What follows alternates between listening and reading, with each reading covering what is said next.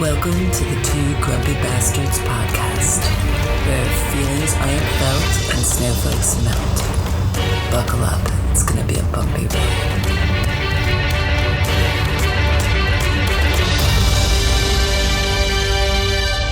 These confines with a monarch's voice cry havoc!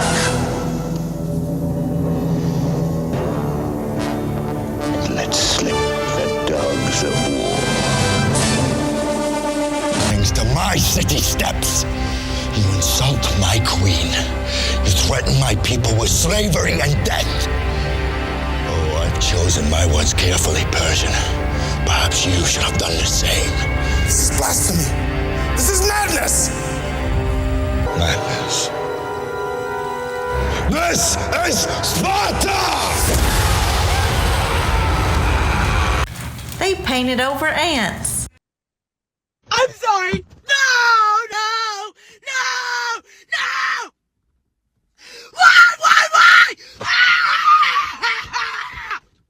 Why? Why? Do you really hate me that bad? Yeah, I probably do. I know you're talking to whatever God you believe in, which I don't believe that person believes in the same God I do, but I hate her that bad. I have not seen that one, but I have seen probably a dozen or more others. I think I've seen 2 from men, and the rest have all been from women.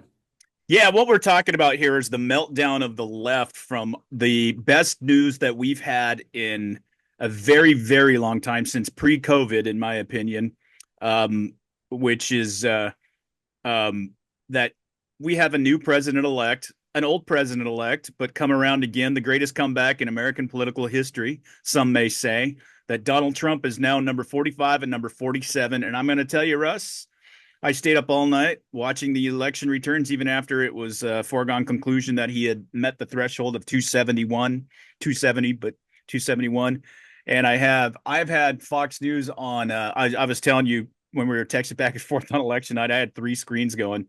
I had my laptop, I had the big TV, and I have a big screen that's hooked up to my laptop so I can have dual screens. And I had all 3 going all night long, even after I'd gone to bed, just so I could see about Senate races, because I was curious about a couple Senate races and House races and stuff like that.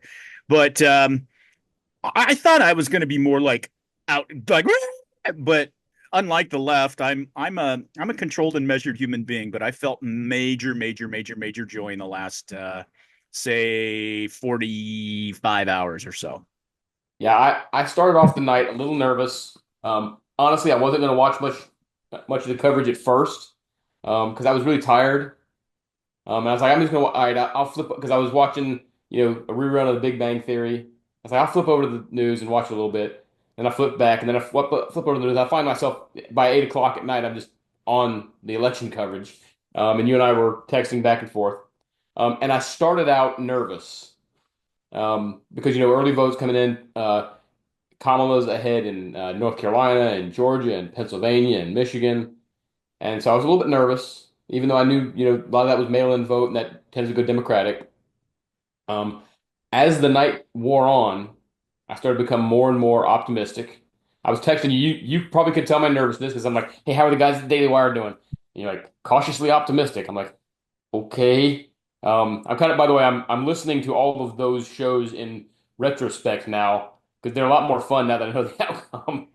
Right. But so when they called North Carolina for Trump, which was the first big call, that's when I started flipping back and forth to some of the other channels, because I wanted to start seeing their reactions.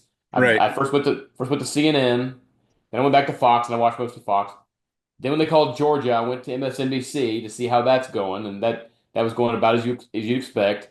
When Bret Baier said that they were getting silence from Kamala Harris's camp, Oh God, that's when I started getting a little bit hopeful.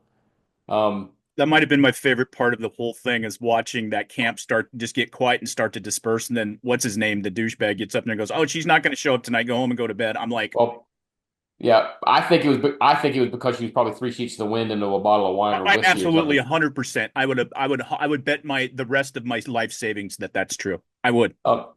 So I actually went to bed around 1:30 that night, I had to get up, help get people ready for school and go to work the next day and all that kind of stuff. Um, but so I got about 3 hours of sleep that night because it probably took me an hour in bed to wind down from some of the excitement, just the heart pumping and stuff. But yeah, I went to bed once I knew it was over. I was afraid. One of the reasons I was going to go to bed without knowing the winner was I didn't think we were going to know the winner that night. I really didn't. They've been talking about how long it's going to take to count the votes, and it was going to be days. Remember last time it was, and we knew by 1 in the morning, pretty much. When they called Yep. Pennsylvania, that was pretty much it. I waited until they called Michigan, not Michigan. I'm sorry, Wisconsin. I waited Hmm. until they called Wisconsin, at least on Fox. CNN and MSNBC demurred on that. They didn't want to. They didn't want to acknowledge the truth. But by that point, I'm like, okay, they got like 95% in. He's up by 100 and something thousand votes. He ended up winning the state by like I want to say 80,000, something like that. Right. Um, so that's when I decided to go to bed. I was, like I said, I was nervous, but felt a whole lot better. Um, I'm sure we'll talk about some of the other stuff throughout the course of the day. And that noise you hear in the background is the printer going off while they're still printing stuff off for school Oh, tomorrow. I can't hear. It's no big deal. Okay. Um, but yeah, that's pretty much how I spent my night. I had a headache going in. Um, because I didn't eat much the day before, and probably some nervousness was contributing to that. And went to bed. I still had a slight headache, but by the time I woke up in the morning, that headache was completely gone. I felt wonderful. So yeah, it was a good night, and the two best things, in my opinion. Number one, he actually looks like he's going to win with more electoral votes than he got in 2016. I Yeah. think he would have won 306, but they had two faithless electors, so he ended up with 304. 304. Right. He's on track to win 312 this time. And even though I know it means nothing to you and I because it's not the way the system is set up, but ever since 2016, we've had to listen to liberals drone on about the popular vote. Well, Trump won that. Hey, you guys who signed on to the Electoral Vote Compact, you still want to give all your votes to the Electoral College winner? Yeah, he's winning handily, and that's part of the part of what I want to talk about is some of the stuff that I've been trolling on X, where there's been, and we won't talk about it right this second, but where there's been a reversal of everybody talking about, oh, MAGA, oh, stole the election, and I cannot believe how many people, and we're talking mainstream, not mainstream, but well-known Democrat people in the media are talking about, oh, what happened to 20 million votes, and oh yeah, it's stolen. Jesus Christ. Let me just update everybody on this. It is right around 17:30 Pacific Standard Time. Um, on what the hell's the date today? It's the 7th of 7th of November. November, Thursday night. Thursday, yeah, it's already dark out there here up in the Pacific. It's been dark here for a couple hours. Yeah, it's terrible. I hate this time of year. I hate daylight saving times being switched off. They just should make. As an aside, we actually put an initiative through in Washington State to make daylight savings time permanent, and the Washington State legislature and the governor just ignored it. Just ignored it. Unconstitutionally just ignored it. Never passed it, even though it was a statewide initiative. Isn't that There's nice? a bill in the Senate that has languished for 5 years now, or Yeah, 6 years. it's amazing to live in a non-constitutional state like I do. Yeah. So we're at 295 to 226. Trump currently leading Harris in the electoral college. He So leads. they haven't called Arizona or Nevada yet, but Decision Right. Desk HQ has. Yeah, and that's 17 electoral votes between those two, and they're leaning red. Trump is up in Arizona by 52.3 to 46.8, so substantial lead, over 200,000. And then in Nevada, he's got a 51 to 47.2 lead with 91% reporting. So she doesn't have a shot in either state. Not that it matters, but I just think kind of putting the ground and pound to her at this point is kind of funny to me, and the entire. And we probably won't have time to get into the ramifications of what's happening tonight. The Harris camp and the Biden camp being at war now about whose fault it was, and Oh, it's hysterical. We do need to talk some about the how she screwed this up. oh yeah, no, we will. And I love what I part of what you saw. We share a X account for the two grumpy bastards, and we just kind of get on and do. And I always wonder if people know it's two people because we have quite different language when we troll people. But Although I'm more acerbic on X than I am on Facebook oh, because I'm sure face, you are. But Facebook makes me, because of the algorithms and how they can ban you, Facebook actually makes me think through my language a little bit more as opposed to the gut reaction I have sometimes. sure. Sure. I do want to talk about some of the aspects of the excuse making on the left because it gets really deep into the demographics of what the truth about this election really was. I'd like to drill down on that for folks to let them know how did Trump pull this off? Why did he have such a decisive victory over Kamala Harris? What does that data set look like? Not just, oh, Kamala Harris sucks, which she sucks. She's the worst candidate I've ever seen in my lifetime. Um, Worst candidate for the Democrats this side of Walter Mondale. Um, I, Sorry, Mike Dukakis. I would put Mike Dukakis right behind Walter Mondale, and as far as terrible candidates, and they were back to back, which didn't help the Democrats much. Yeah, we need to talk about the ramifications of that too. Yeah. Can I make a real quick note on the popular vote and talk Sure. about where did all these votes go? First of all, let's not forget they're still counting votes. Right. Okay. There's still some outstanding votes in California. There's still outstanding votes in a lot of these states. So they're still counting votes. We just happen to at this point know who's going to win because there's not enough out there to change things. And there's also the fact that in 2020, because of COVID, they mailed anybody who claimed to be alive a ballot. A couple of states like Pennsylvania violated their own constitution by sending out ballots like they shouldn't have.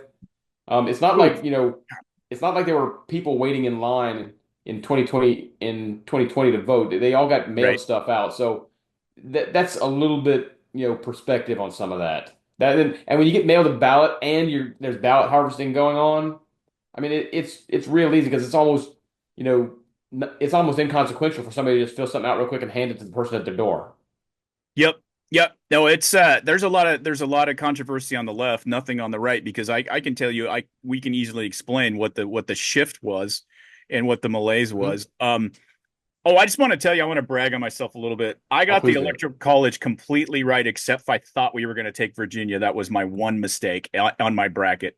I would have done pretty well. I would be hopeful about Virginia, but I didn't think there was actually a chance they were going to take it. Although Trump did cut Biden's lead in half from 2020. Mm-hmm. The state that I thought might have been in play was called really early. Was New Hampshire. I know there's only 4 electoral votes. I thought that maybe he could take that. I would have liked Trump to have made a breakthrough in either like New Hampshire or Virginia, make it even more obvious, but that just wasn't to be. That's all right. I mean, it's a thumping right now, and if you add those 17 electoral college votes from Nevada and Arizona, it's kind of a beatdown. It really is, because especially in the modern political era where everything has been so close. Right, this does count as a landslide. Right. You're never going to get a Reagan wins every state but one result ever again. That's just never going to happen. What I've told people is that would be a great result to unify the country, but the only way that happens is things are so unbelievably terrible that, it's like what happened to Herbert Hoover with FDR in 32. I mean, or Carter and Reagan in 80. Things were just so absolutely awful that everybody's like, yeah, well, we have no choice. And we're just not there. Things are not great, but we're not in that kind of territory. And me being the intellectual that I am, I don't always act like it, but from a social construct standpoint, I can't believe people don't think things are that terrible. From a social standpoint, they really are. But I mean, I could go and listen, but people we're so dug into our camps. Right. It's going to have to really impact people. Well, and it's not like severely. In 1978, 1979, you had double-digit inflation. You had the terrible trite of double-digit everything. Mortgage rates were like hostages in Iran. Right, hostages in Iran. You literally had gas rationing going on in the United States. I remember that very well. Odd and even, depending on your license plate number or whatever. They did that kind of thing. So things were pretty desolate. I'd go back to that time anytime because I was a young, happy little boy just playing, in the wading pools and with my cats and dogs and. 80 is the first election I remember. As I was actually telling my daughter earlier today, 80 is the first election I remember, even though I was kind of scared because I had never seen an election. I didn't know how things were going to change. But I knew my parents were for Reagan, but I didn't know if that meant that, he's going to station soldiers in our home to do stuff because I was 7 years old. I didn't really know anything. Well, Reagan was supposed to be the Antichrist according to the left too, by the way. Well, but it was just such a change. Carter was the only one I knew at that age because I was too young to know Ford. Yeah. And then I was more aware in '84. I was actually openly rooting for Reagan. I went to a Reagan rally that year with my mom, and so I was aware, but I didn't know the issues. '88 was the first time I actually kind of sort of understood politics enough to get into it. So, but yeah, I mean, the 1980s were awesome, and it was ushered in by that beatdown that Reagan gave Carter. And Right. I did see a joke today that had a picture of Jimmy Carter that said had expression on his face, and underneath it said, "Geez, you kept me alive for this." I saw that. ah, kind of mean, but and I posted on TGB Facebook that TGB Tango Gulf Bravo Facebook page. I'll just say two grumpy bastards. That's actually easier to say. Um, about Schadenfreude, and I don't feel that way very often. I really don't But I do hear. like when we've beat the USC or USC Trojans like every year since 2014 now. Schadenfreude beat the Oregon Ducks 3 games in a row last year and back. Schadenfreude because I Hey, when hate those when an bastards. SEC team loses in the national playoff, the college playoffs, I feel it. Yeah, I'm feeling it big time. That's probably Oh why yeah. it's probably why I'm having a whacked out day where everything's breaking around me and I can't find anything and stuff Well, like and that. The water's not working. part of that is the absolute arrogance and condescension and rage-filled screeching that we've heard from the left for the last ever. It's not just in the last 4 years, my Yeah. entire life. And the last, ever since Barack Obama was elected in 2008, they've had this, hey, the presidency is ours by divine right kind of thing. And they wrote Yep. off Trump as a fluke in 2016 because of the inside straight he pulled and he didn't win the popular vote. But they can't write him off anymore because it's no longer a fluke. Not only did he win the popular vote, he's been president before. People know everything about him. They intentionally chose him. And that's got to sting a little bit. And again, going back to the conceit, going back to the condescension, I enjoy seeing them humbled. Most of them won't actually be introspective. I think I told you about a Facebook person I lost who I've known since I was a kid that decided to block me and stuff because I called her out on some of her stuff. You would think that after a beatdown like that, a little bit of introspection might be called for, but I don't know that they're capable of it. I I completely agree with you. As we get into this, and we'll start. I think this would be a good way to kick off several of these topics we want to get into as we want to drill down the reasons and some of the demographics and I mean it's very easy to see. I guess we could start with the macro view of why Trump won, which is I think as easy to see as the screen in front of my face. But then we can kind of drill down on some of those demographics, which I think are incredibly interesting. I really do. Let me just real quick before I play this video, which will kind of kick all this off, and it kind of encapsulates everything that I love and hate. Um, my friend Lori from school that I've known for very many years, love her to death. She talks on our page about. She says, "I'm about to lose it with this Project 2025 Handmaid's Tale bullshit. How disrespectful to women in countries that are oppressed." I completely agree with you. One of our friends on Facebook, Christy, um, specifically said Sunny Hostin from The View blaming uneducated white women for reelecting Trump was one of the topics, and that's a topic that I think is kind of encapsulates a lot Oh yeah, because it talks about the media. And one of the things that I want to reinforce here is Trump didn't just win an election against the Democrats. He won a battle against mainstream media and Hollywood. The three prongs, he took them all out in this victory. That's what makes this so incredible. Let me just share this video real quick. Go ahead, Russ. Go ahead and okay. make the. Did you happen to see the post by Scott Baio? I did. Chachi. For those who don't know, he read off a list of all the Hollywood celebrities who had endorsed Kamala Harris and run down Donald Trump. At the end of it, he just went. Yeah, loved it. It was pretty good. Let me share this video right quick, and then it's not real long, but it's a really crappy edit. I've been having a day, but here let's take. We know now that he will have almost unfettered power. And so I worry not about myself, actually. I don't worry about my station in life. I worry about the working class. I worry about my mother, a retired teacher. I worry about our elderly and their Social Security and their Medicare. I worry about my children's future, especially my daughter, who now has less rights than I have. And I remember my father telling me many, many years ago that I was the first person in his family to enjoy full civil rights. And now I have less civil rights than I had when he told me that. Black women tried to save this country again last night. 92% of black women voted for the vice president. You have Latinas in the 70 percentile voting for the vice president. What we did not have is white women who voted about 52%, right, for Donald Trump. Uneducated white women is my understanding. Wow. Well, that was Christie's main point. She was obviously a little bit singed by that, which I completely agree. Wow, what a pretentious, horrible. I'm not even going to cuss. I'm gonna be cuss free for the first 20 minutes so we don't get this demoted on Facebook or you know what.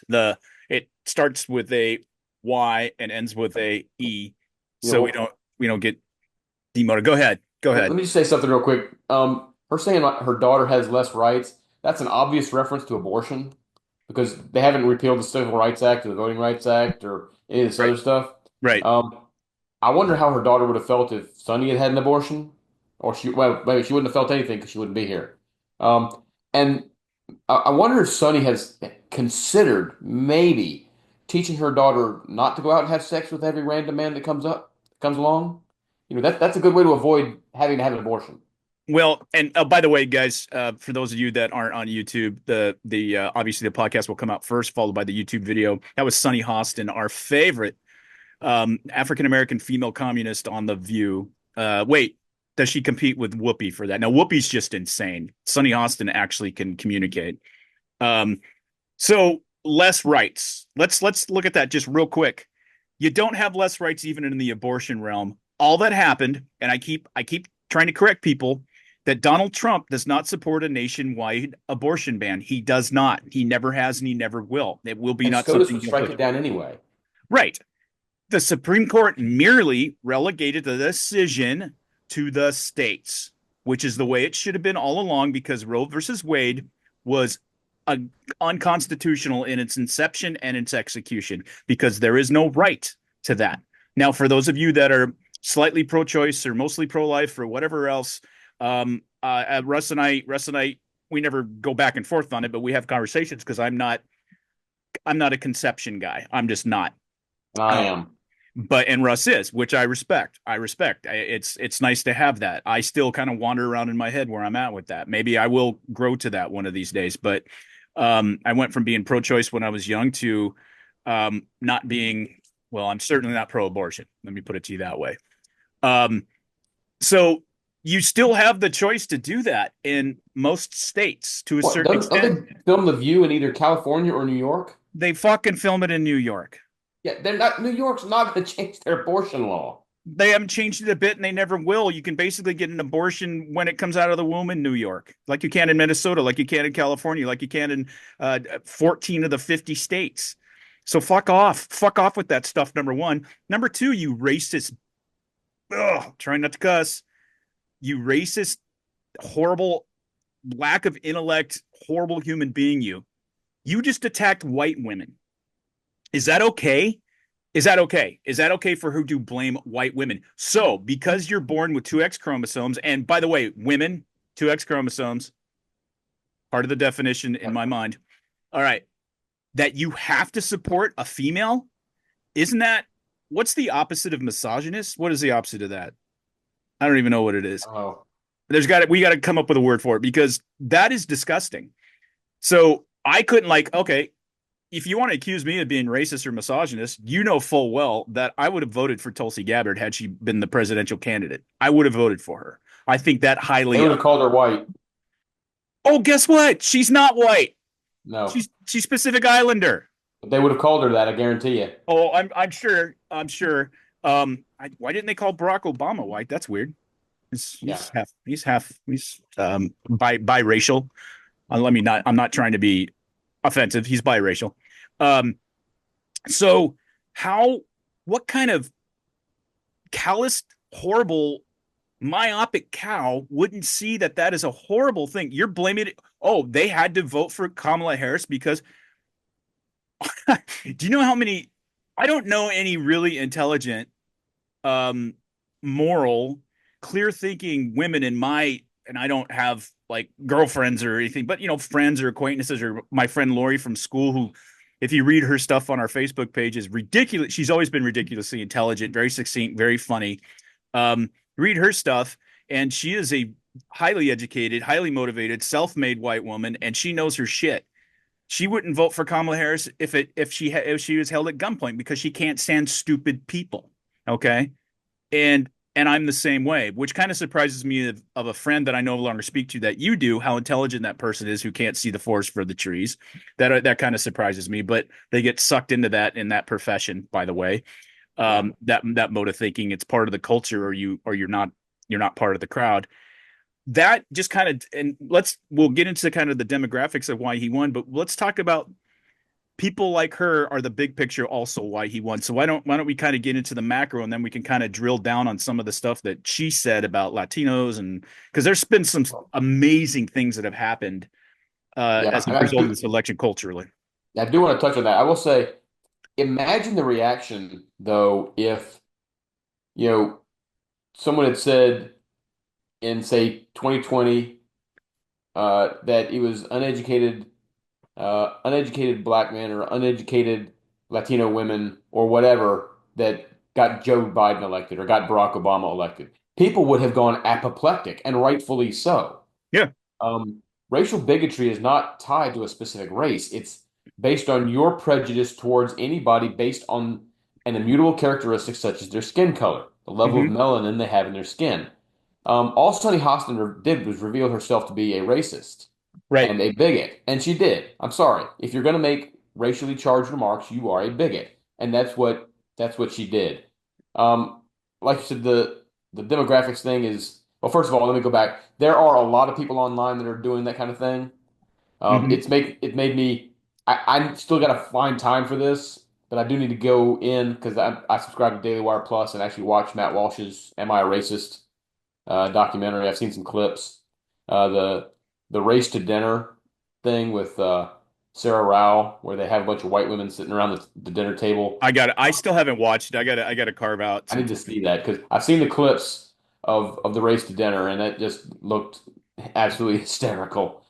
Um, but well, what brought us everybody? One of the reasons Barack Obama won so big in 2008 was there was a lot of white guilt involved. And a lot of white guilt saying, hey, if we elect Barack Obama, we can finally say we've moved past the racial divisiveness. We've elected a black man president as president. And so, we can finally say we've moved past it. And if we had gotten the Barack Obama of the 2004 DNC speech, we had a chance to. But Barack Obama then reintroduced divisiveness because he could use it to his political advantage. And that's why racial relations today are worse than they were 20 years ago. It's not because the system has gotten systemically more racist. It's because politicians like Barack Obama, like Hillary Clinton, like Kamala Harris, celebrities like Sunny Hostin and Oprah Winfrey and Joy Behar have pushed racial division because they see it as a path to power. And so it's really quite sad that we have to go down that way. Now, I do think, and we'll get into this with the numbers, a lot of this divisiveness, a lot of based on race and stuff that's been brought up. I think that's part of the reason why she lost. Hmm. It contributed to it. It's not the main reason, but people. We'll go into more about the wokeness and stuff, I'm sure. But it's part of why people are just like, you know what, I'm done with this. I'm tired of being lectured to about this kind of stuff. And that's I don't know if they have enough self-reflection to understand that, and they'll just write it off because it's easy to write it off. Just like it was easy for us to write off like, hey, they voted for Joe Biden because they were stupid. It's easy for they voted for Donald Trump because everybody's racist and sexist. Well, that's not exactly the best way to win people over to your side, and I think people were tired of it. I 100% agree, and that kind of that leads to one of the macro reasons why I kind of wanted to discuss with you here too is there's two main reasons, and I saw it very succinctly put by somebody on X. I thought it was very funny. Um, a guy that or a guy that we follow, I should say, and I can't remember the name of the account, otherwise I'd give him credit. But I'm not going to quote, but to paraphrase, he said, and it was another one of those things where it was a black liberal saying, "Yeah, all you racists and misogynists and stuff like that, using race as an excuse.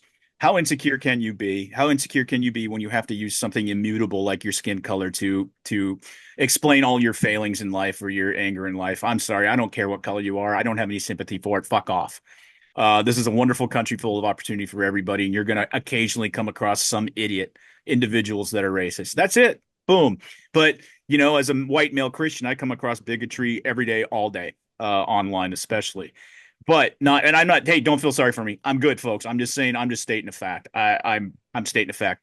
But the guy responding to it, I responded to it much more acerбically. But the guy said, no, you're completely wrong here. The reason that she didn't get elected is because you guys got in charge and you all been doing some really goofy shit for the last few years. Yeah. And that is very succinct. Yes, everything from Dylan Mulvaney to the trans movement to mutilating children to making abortion your one and sole and only. Open borders and our foreign relations just failures. And oh, we're not going to give the money back from the COVID fund that we confiscated. We're not going to put it back in the treasury. What are you going to do with it? We don't know. The fascism and everybody online on the left needs to fucking look in the dictionary what a Nazi and a fascist is, because you don't get it. Yep. Like you said, Russ, fascist does not mean somebody I disagree with. Nazi does not mean somebody that I disagree with. But anyway, did I say the F word? I think we're 20 minutes in. I think we're safe. I don't remember. Okay, I think we're safe. I was just enthralled by the missive. But it's just insane to me, and I'm like, no, yeah. Most people in America, aren't on social media spouting these idiotic ideas or crying. What kind of deal is it when you're a mother and you got your child sitting next to you and you're putting this on the internet and your husband's filming it and you're crying trying to explain to your kids that it might be really hard to go to school this morning because there's going to be, I'm like, Child Protective Services needs to take your child away from you, you narcissistic fucking weirdo. There you did use the F word. Did you see the one of the woman? This was the funniest one to me, especially since, first of all, Trump hasn't even taken office yet. But the woman crying said, I can't believe it. I might wake up tomorrow as an MF slave. Oh yeah, I've seen all these. I mean, it's nuts. My rights are going to get taken away. What? I'm going to be, or like Lori said, this fucking Margaret Atwood bullshit, where women are going to be wearing red robes and nuns hoods and stuff like that, and be relegated to. Pull that at any time that they hit a loss. It's insane. And let me tell you this. I would put up a conservative value about how we look at and revere women versus a liberal value of these soy boys who have no idea what it's like to be a man and provide and defend your women.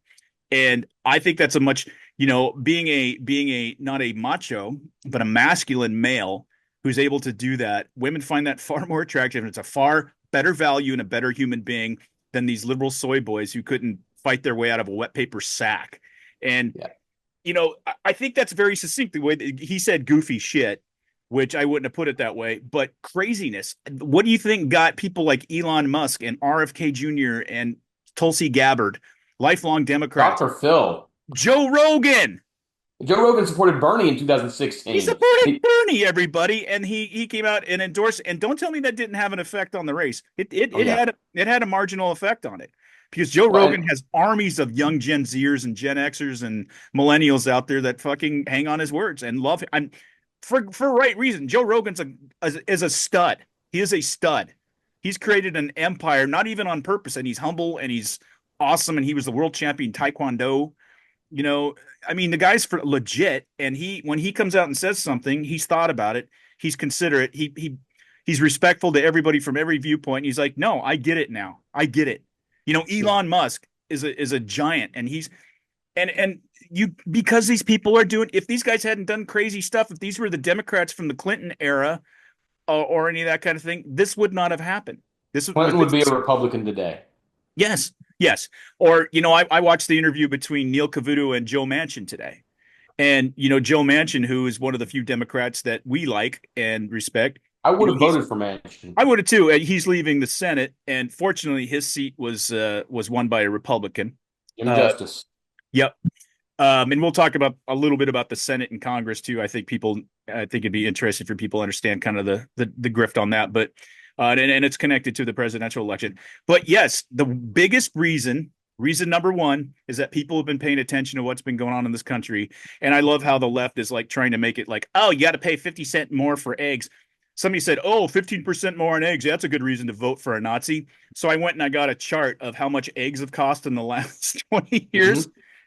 And I replied to him and I put that up there. And it's more like 300. It's a 300% increase since and that just shows as I wrote on Facebook earlier. Look, I posted roughly a month ago a picture of my groceries. It cost me $25 to get a thing of sausage, a thing of ice cream, some orange juice, some butter, and I think a soda. Cost me $25 for that. I put that on there about a month ago. And look, I'm blessed enough where I can afford, I'm not going to be hurting for that kind of stuff. But lots of folks are hurting on that kind of stuff. Yeah. And sneering and condescending them about, oh, it's not that much. We got folks now that are, they're wondering if, how long they can drive when their check engine light is on because they can't afford the repair. Absolutely. I mean, these things are very expensive for a large portion of the population. And not only do they want to see relief, when you tell them that it's not that bad, that kind of pisses them off. And I completely understand that. Another thing, you and I both have strong women in our lives. You've been to school with a lot of them. I'm married to a very strong woman.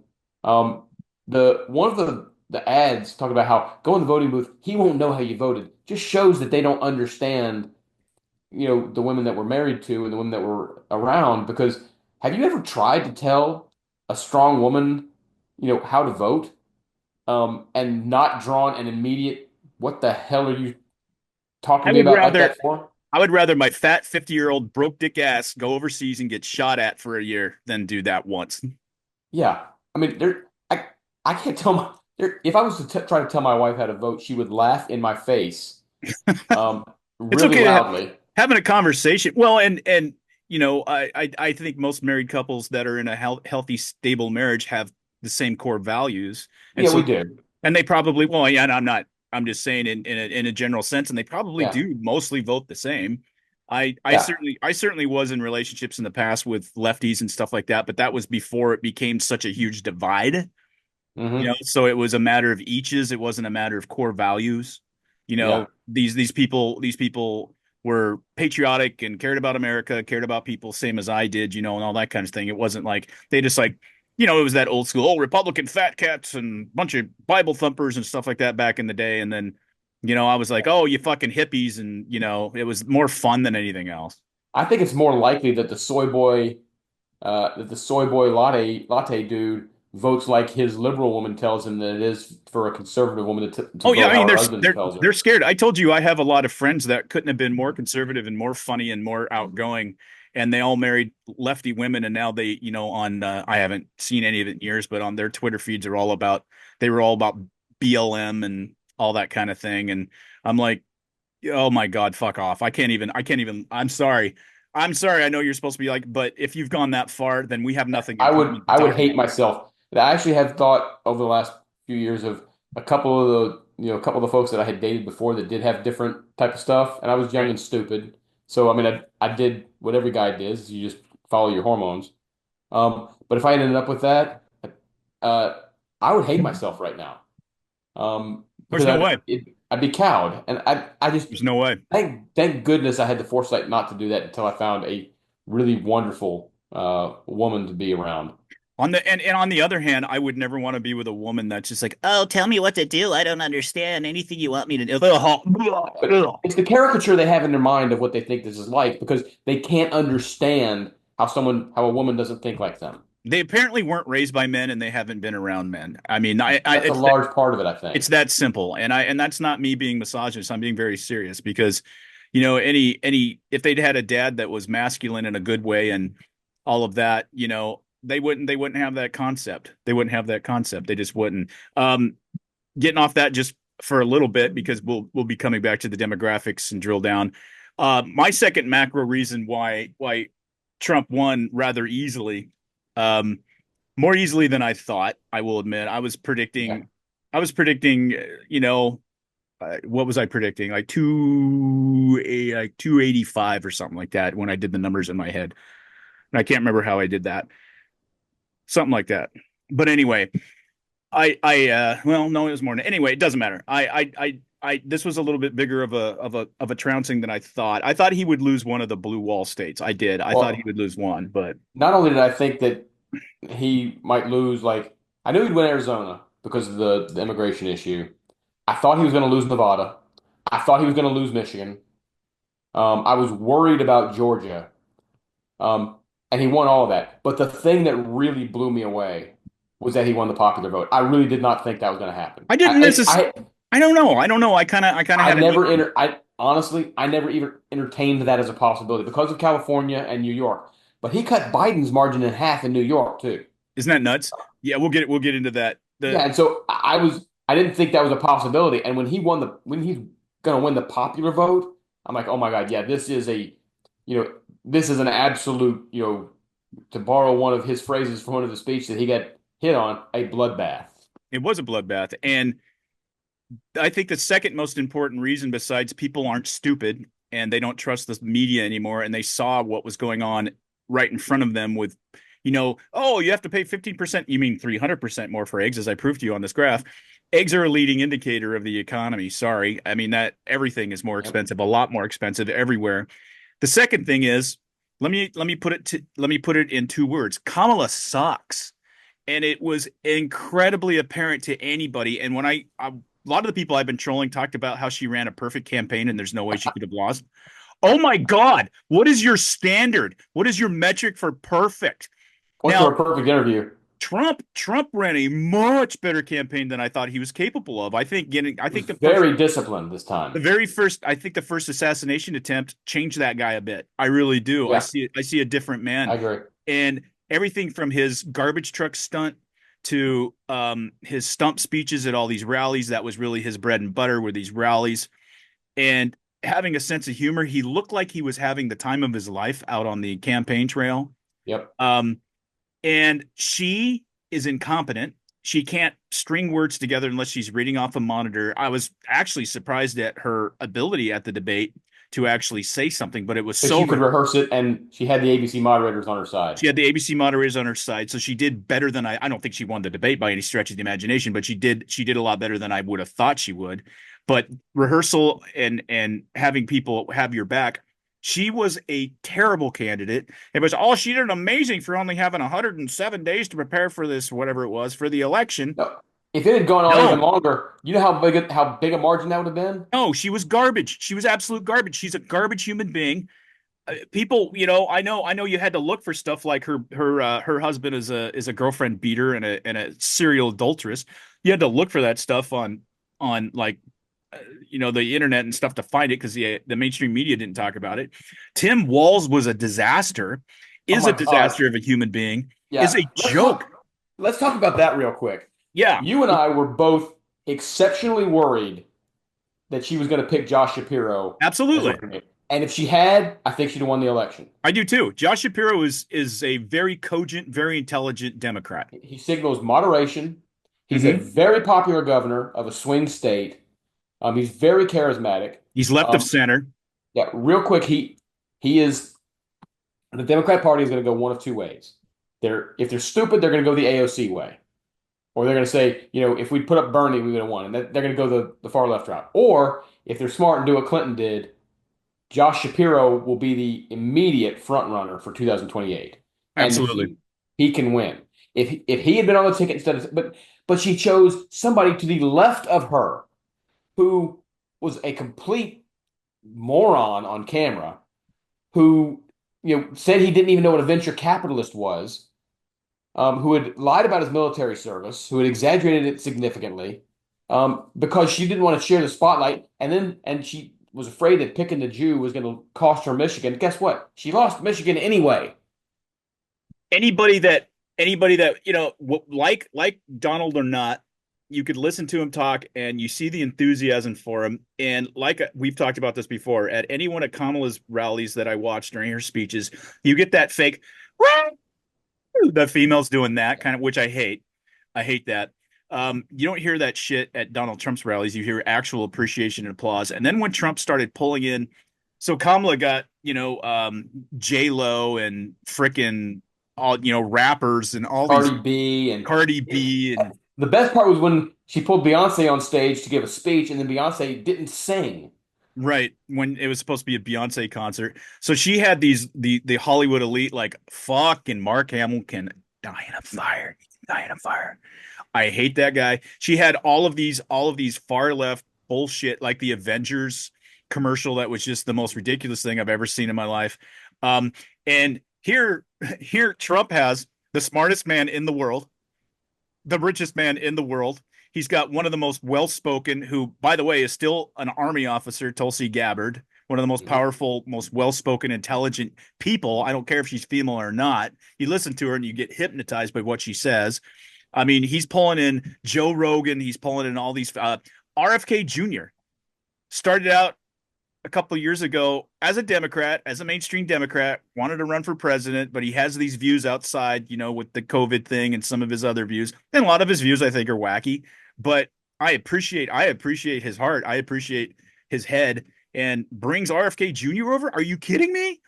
That was the turning point to me of this entire election when I go, okay, we got a chance, because RFK Jr. is going to bring over his base, which was pretty substantial. There was a lot of people paying attention to him. Yeah, one of the things, look, I saw, as I told you before, I saw signs before that pointed to where, and I think I put this out on my Facebook page, to where I thought the signs pointed to where Trump should win, but I was still cautious because of the polls were all within the margin of error, which is, that's a point we need to bring up at some point. But one of the signs that pointed to Trump was doing better than the polls said he was, and was probably going to win, was, if you notice, Hollywood was not monolithic this year. Yeah, the usual suspects, the Robert De Niro's and the Scarlett Johanssons and all those folks, obviously they were going to be for Trump. But if you notice, it wasn't as taboo. You had Dennis Quaid come out. Zachary Levi, who played Shazam and is fairly well known, was out there. I don't remember her name, but the girl from The Sopranos was out there. You had Jay Leno came out and supported Trump. Mm-hmm. It was not monolithic this time, and that's when I saw that happening. When I saw some of the folks coming out for Trump in Hollywood, that's when I kind of went, he's doing better.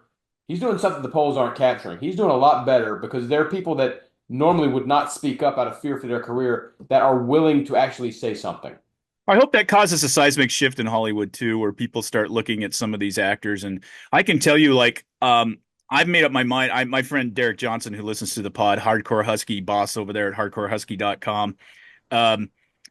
We call him Stalin over there, which is kind of funny. That's his screen name, and nice little photo of Stalin as his avatar. Oh, and the thing is, he's maybe one of the three nicest people I've ever met in my life. Mm-hmm. We were talking about this a couple months ago when we were golfing. We were talking about it back and forth, but he's very staunch about stuff. Like, I was like, yeah, I don't know if you have a Facebook account still, because he hasn't been on Facebook. He goes, nope. The day they kicked Trump off, I said, that's enough. I mean, he's very black and white about stuff like that, which is fine. I mean, that's great. But I'm with him in that I'm never going to pay money to watch a Will Ferrell movie again. I'm not going to do it. I've never found Will Ferrell that funny. Well, I did, unfortunately, so it's going to be my loss. But I'm done after this shit that he has been doing. And I've never considered him a good actor. He's an overactor. He is an overactor. I enjoy his comedies and stuff like that, but I liked him as playing Bush. His Netflix, yeah, he was funny in that. His Netflix special where he's driving around with a friend of his going through transition all over the United States as a political statement prior to the election. I'm just like, that's fine. That's your universe. I'm just not going to put any money in your pocket ever again. I'm just not. I'm not. we're breaking up. You're no longer in my comedy world.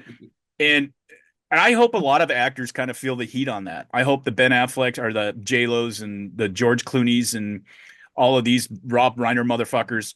I hope they start feeling the heat about this, and these conservative people that have been back. The only people back in the day that were out front with their conservative values were John Wayne, Clint Eastwood, and Charlton Heston.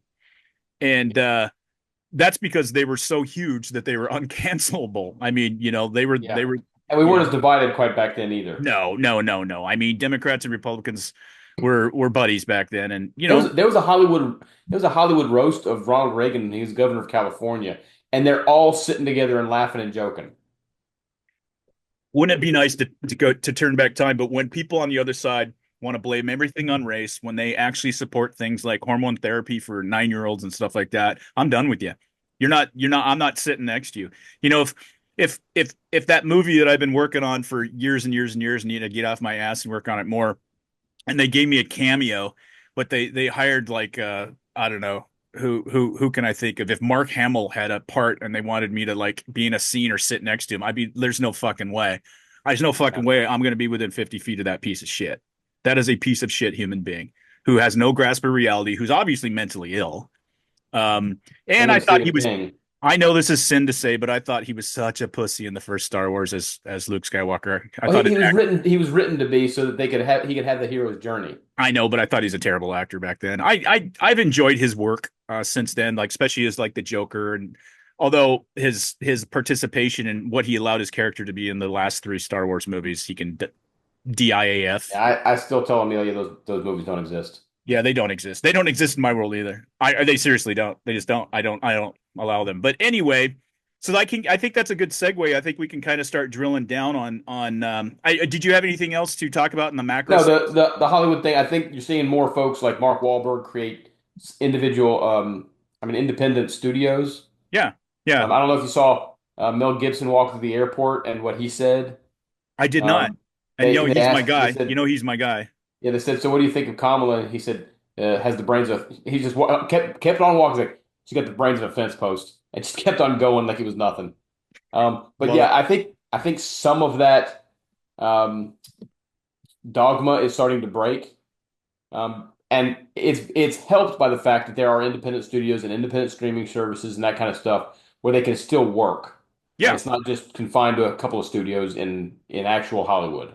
Right. I mean, and it's kind of funny. You're starting to see some bigger name actors go over to Angel Guild, Angel Studios.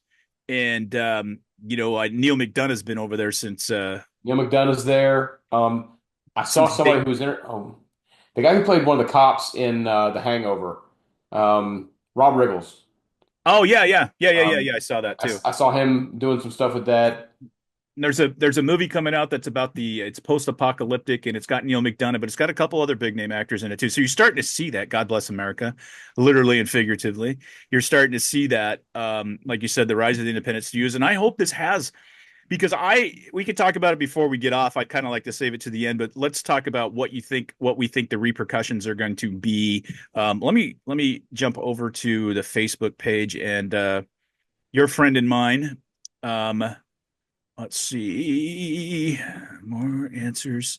What he brought up a really good point. I think Mr. Michael Willis. Oops, I'm sorry, I said his whole name. Sorry about that. Fine. Sorry about that, Mr. I think I've done it before. One of the things that he asked, which I think we should save to the end, is a great question, is what about what a responsible Democratic Party would look like if they can divest themselves from the crazy fringes? I think that's a fantastic question. Yeah. Well, I did bring up some of that a little bit with where I think they would go. Right. But we'll talk about that at the end. Yeah, we'll talk about that at the end because I think that's a good one. And then we can get into the Senate and Congress kind of results and kind of the deal of that. But let's talk about a little bit about in a micro sense, how this happened, and it's micro, macro, kind of back and forth. The shifting of various populations and the complete red shift among, I'll just say this and I'll kind of let you take it. I've got the same numbers you do. I'm going to click the pen a couple times to irritate our friend Jen because she used to, I don't do that anymore. She used to yell at me a couple of years ago for that. Good friend Jen. Hey, and God bless Jen. She's going through a little bit of a health issue right now. So just a shout out to her. Prayers to you. We love you.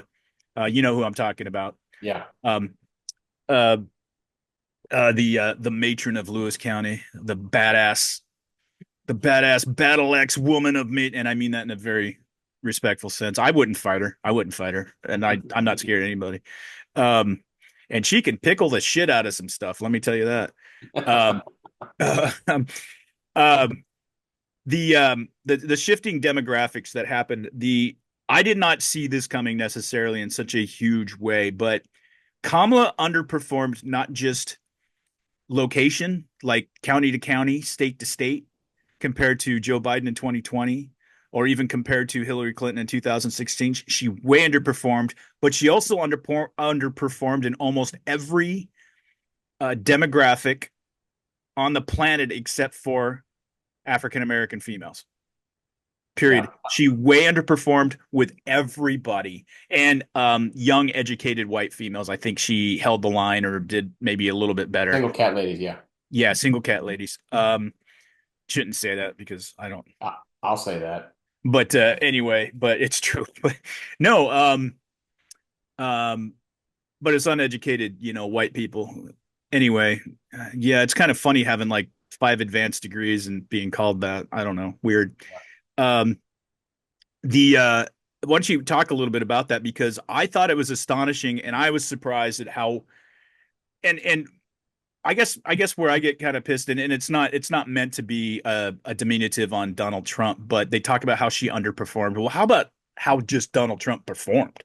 How about let's talk about the positive, how it wasn't all about, oh, we hate Kamala or she's ridiculous. There was something in Trump that people saw that caused this seismic shift among demographics. Go ahead.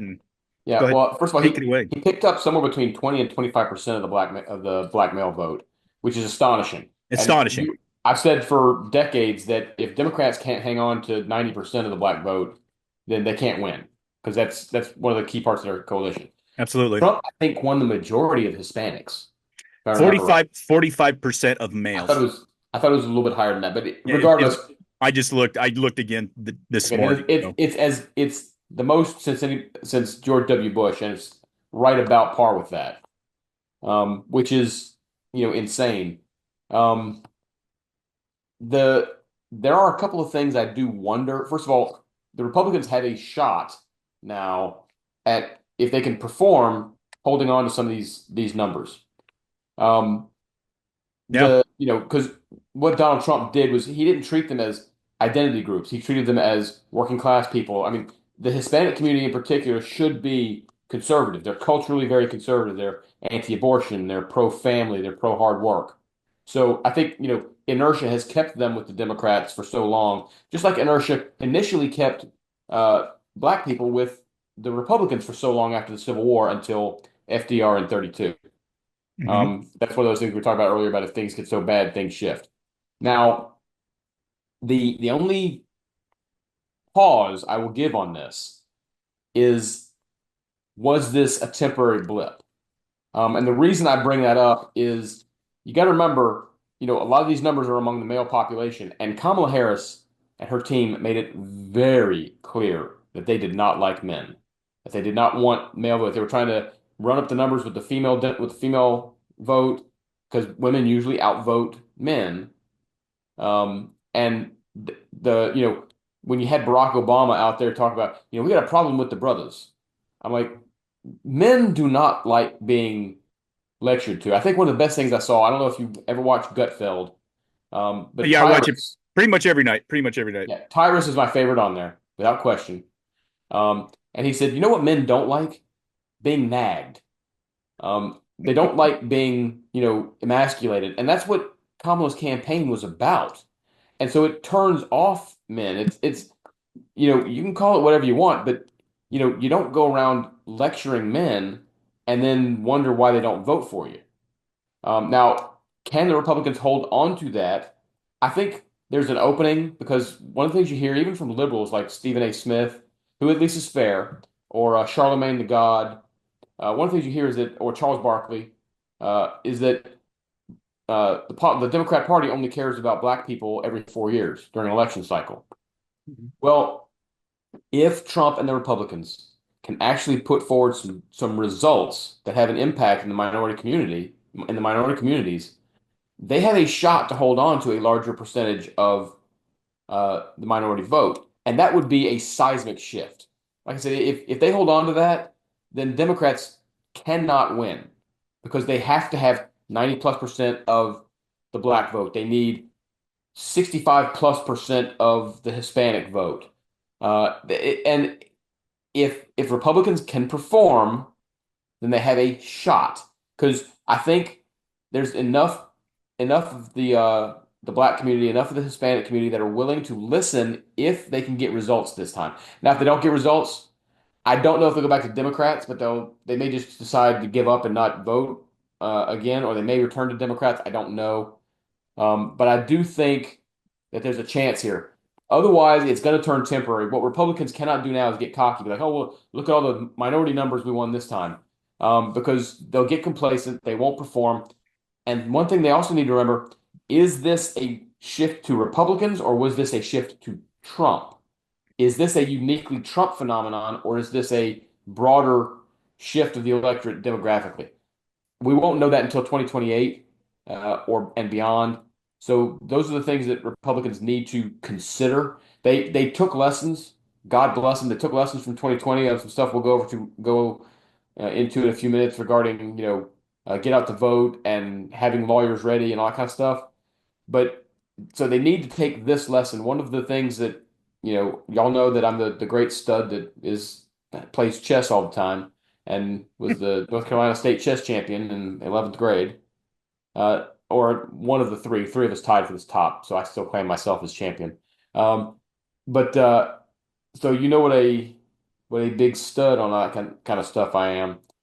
Um, if if they can hold on to that, then they might have a chance of keeping that going. But as I learned from chess, defeat is a greater teacher than victory is.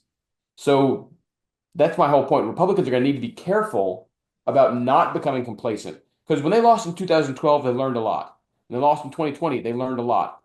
Victory will make you arrogant. Defeat usually humbles you. And so, every time I lost in a chess tournament, I learned a whole bunch about why I lost. It's much harder to learn when you win because you want to bask in the glow of your victory. I'm hoping Republicans take some lessons from this and actually, carry this forward to future elections. I do too. A couple things on that. I've always said, you've heard me say it before too, that the Democrats always dominate the Republicans in a couple things when it comes to elections. Number one, the Democrats have been playing the long game for decades. They've been playing the long game for decades, where the Republicans kind of go from paycheck to paycheck when it comes to elections, in my opinion. Yep. Because I think I've accused the Republicans of being smug as far as or even like, well, we're right, so why do we have to? It's kind of like a football coach. It says exactly. It's kind of like a football coach. We had a football coach here. His name won't be mentioned, but he was a African American fellow that we hired away from Notre Dame who sucked and actually got us to 0-12. And he did. You might know who I'm talking about. I do.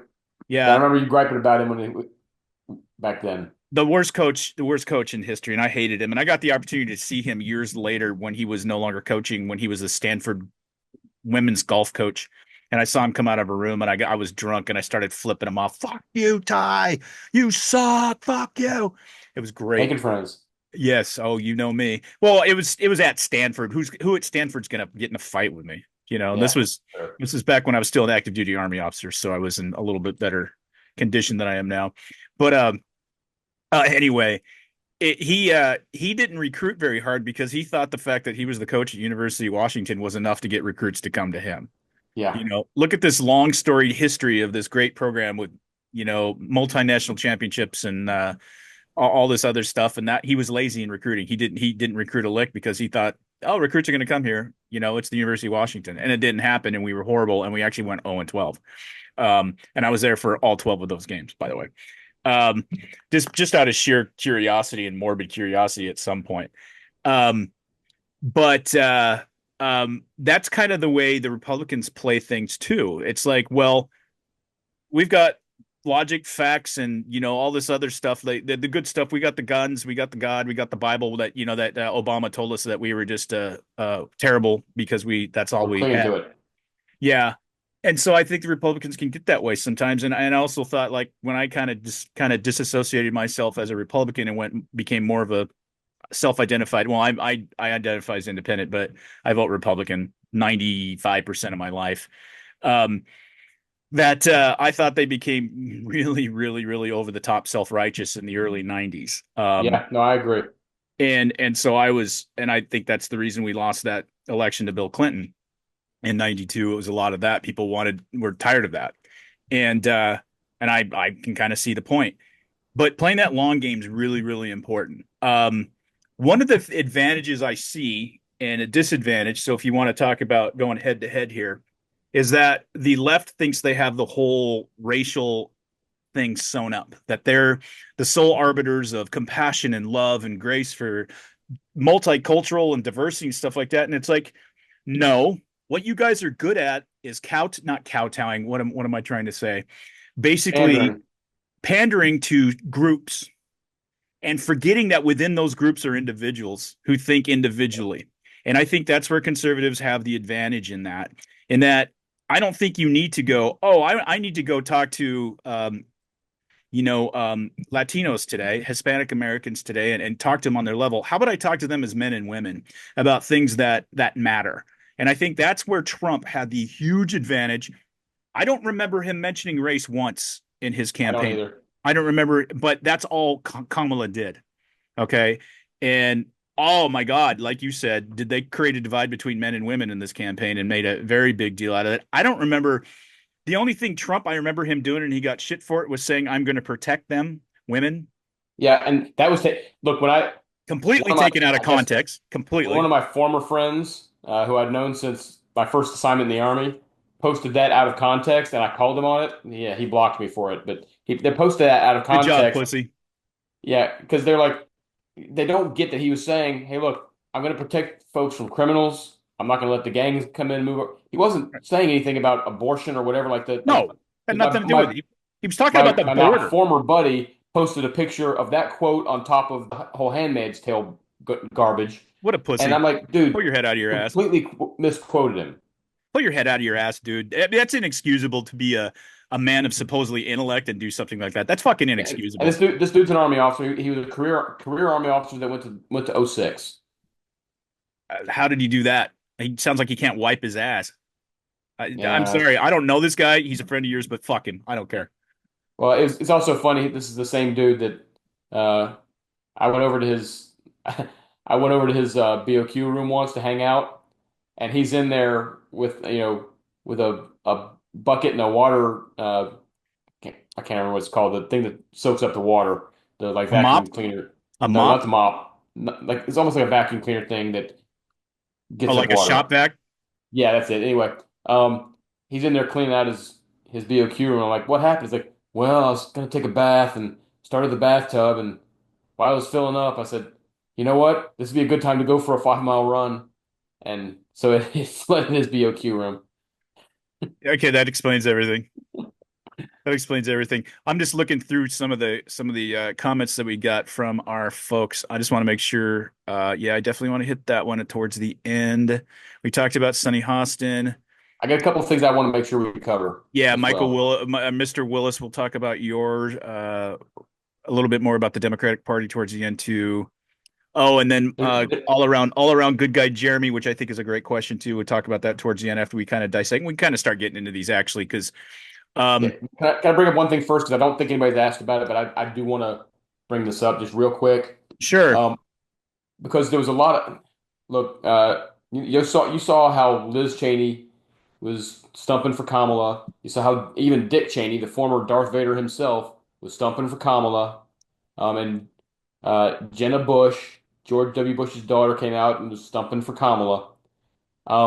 Notice that George W. himself didn't say a word. He takes the whole I'm not going to comment on presidents and presidential races very seriously.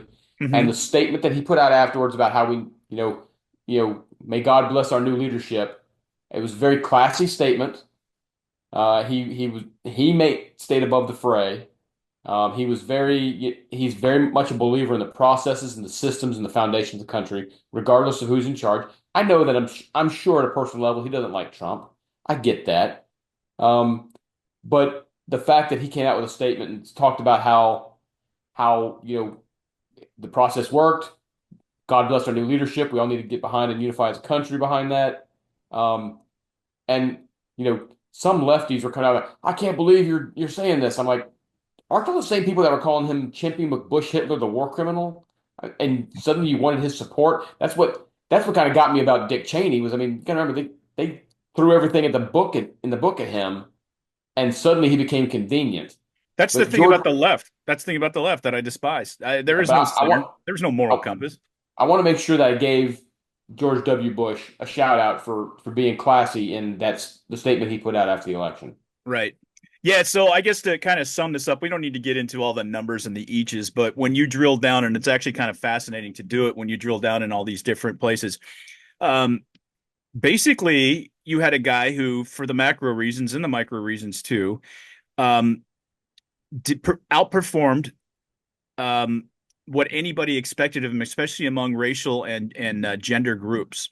And him picking up that many Hispanic votes, that doesn't surprise me. And I see a lot of people on the left too. It's like they're Joe Scarborough got into a conversation with what's his face, that race baiting Reverend, what the hell is his Oh, name? Al Sharpton. Al Sharpton got into a conversation where Scarborough basically said that Hispanic males are misogynist because they didn't vote for Kamala Yeah, Harris, and I saying saw that. it's not just white males.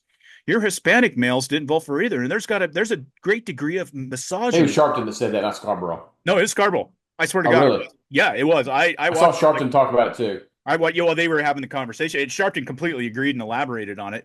But it's like fuck you. How that's not only that's sexist and racist both. I mean, it's just like that's so bigoted to say that. They should have voted for Kamala because they got brown skin and she's got browner skin. I mean, what the fuck? Look, I know a ton of Hispanic people. We've had exchange students living with us over the years.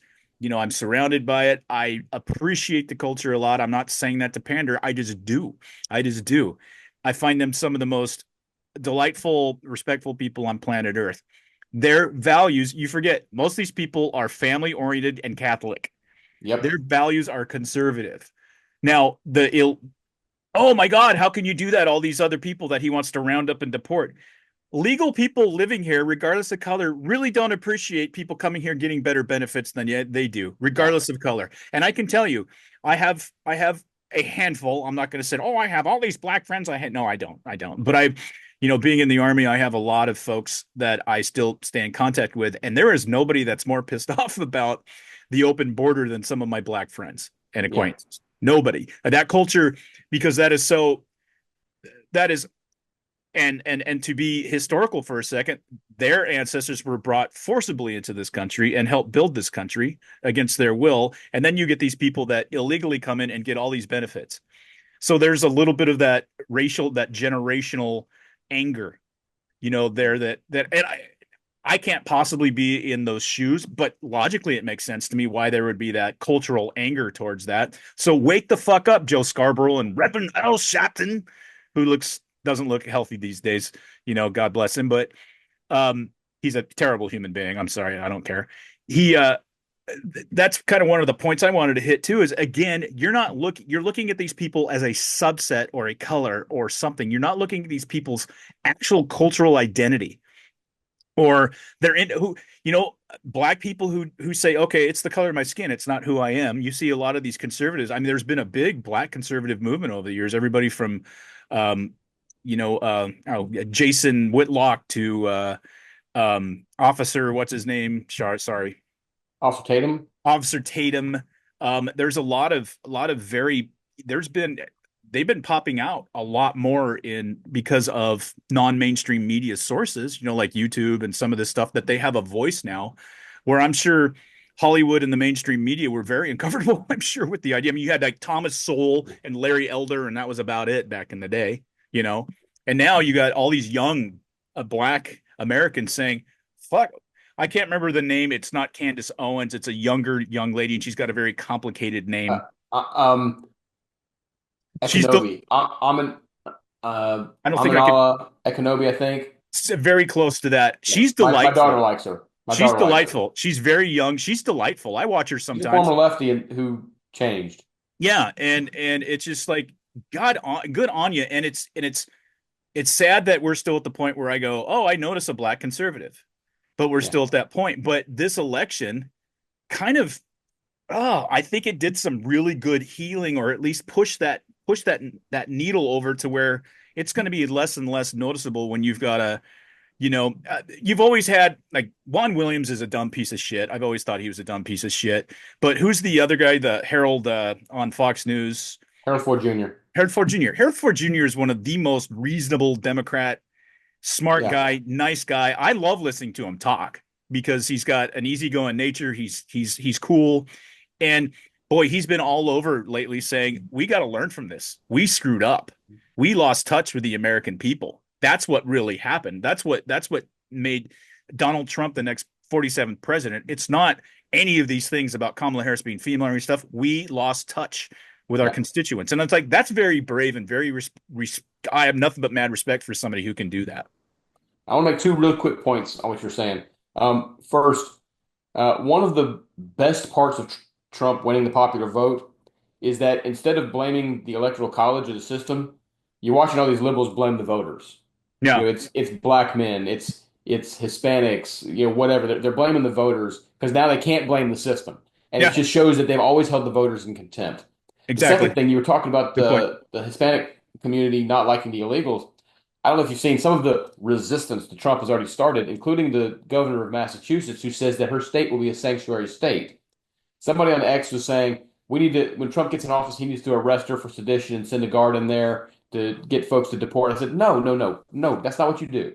No. You say you are a sanctuary state? Great. Let's ship all of the illegal immigrants to Massachusetts and see what it does for her electoral prospects. Yeah, let's see. You want to be a sanctuary state? Let's send them to Martha's Vineyard. Let's send them to Boston. Let's see how long your constituents actually put up with it. Yeah.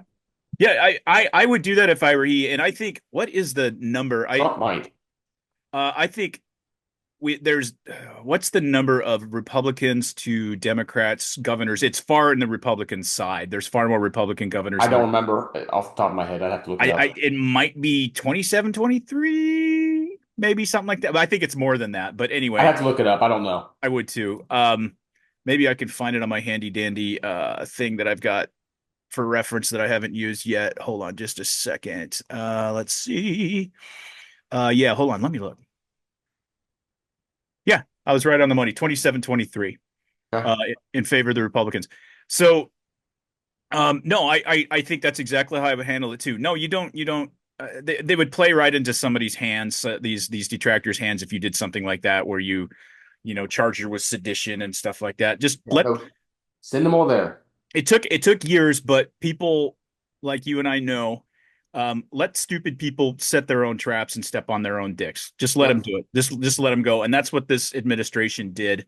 You and I, like I said, a year ago, we were very dubious as to, we knew who we wanted to be the candidate because we thought he would sweep, by a landslide and stuff like that. He still may have done better, but I didn't see this. I admitted I was on Facebook. He may have, but I don't know.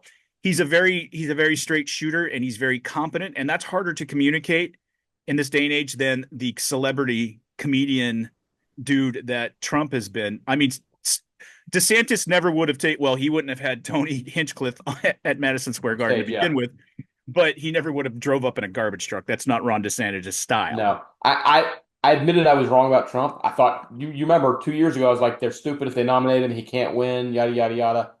And I was wrong. I was with you. I was with you, and then once we knew he was going to be the nomination, then he had my full support, and I was just hoping and praying. I still didn't think he was going to win, even a year ago. I didn't think he was going to win. Yeah, I don't know that I did either. But as time went on, it wasn't until the first debate. It wasn't until Biden's lack of mental faculties became apparent that I thought he had a chance. And then when I saw they went to Kamala. Which is another indictment against the left, because the left doesn't care. They have no compassion for people even in their own party. Yeah. My favorite, and I know Schadenfreude's ugly, And Schadenfreude, for some of you that asked on the page, is, the German word. It basically means deriving pleasure from the pain and suffering of others.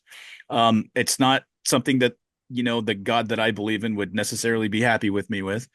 But Yeah. when I saw Nancy Pelosi's distraught face, she can't cry because her eyes are too glued to her skull through all that fucking surgery she's had. But she looked like she was trying to cry. I think her tear ducts are gone because of all that surgery. Yeah. Uh, what did Gutfeld say? He goes, Pelosi was so surprised her eyebrows actually ended up at the North Pole. Yeah. Something like that. I heard that. Yeah, something like that. Anyway, but to see the look, because she was the architect of the coup that got rid of Joe Biden and George Clooney, Yeah. her and what's his face, Schumer, that cabal, and to see Well, and that. they were trapped with Kamala, who the only person that could have replaced Kamala would have been Michelle Obama, and she didn't want to do it. No, I don't think she would have won. She's a joke. She's a joke. Yeah, but she's the only one they could have replaced her with because You mean Kamala, he is the only one that could have replaced her? Oh, Kamala was the only one that checked all the boxes. yeah, I know. There's And no way they were going to shove aside a minority woman for like a white man like Gavin Newsom, or even here's a the white woman like Gretchen Whitmer. here's the wonderful thing, folks, about a meritocracy. You don't have to worry about those fucking boxes. You just pick who's the best, who's going Yep. to win. You pick winners. That's what meritocracies do. They pick winners. But anyway, we'll move along here. I would like to, let's see. I have some notes here. We talked about that. Talked about that. Senate Congress. We'll take a look at that.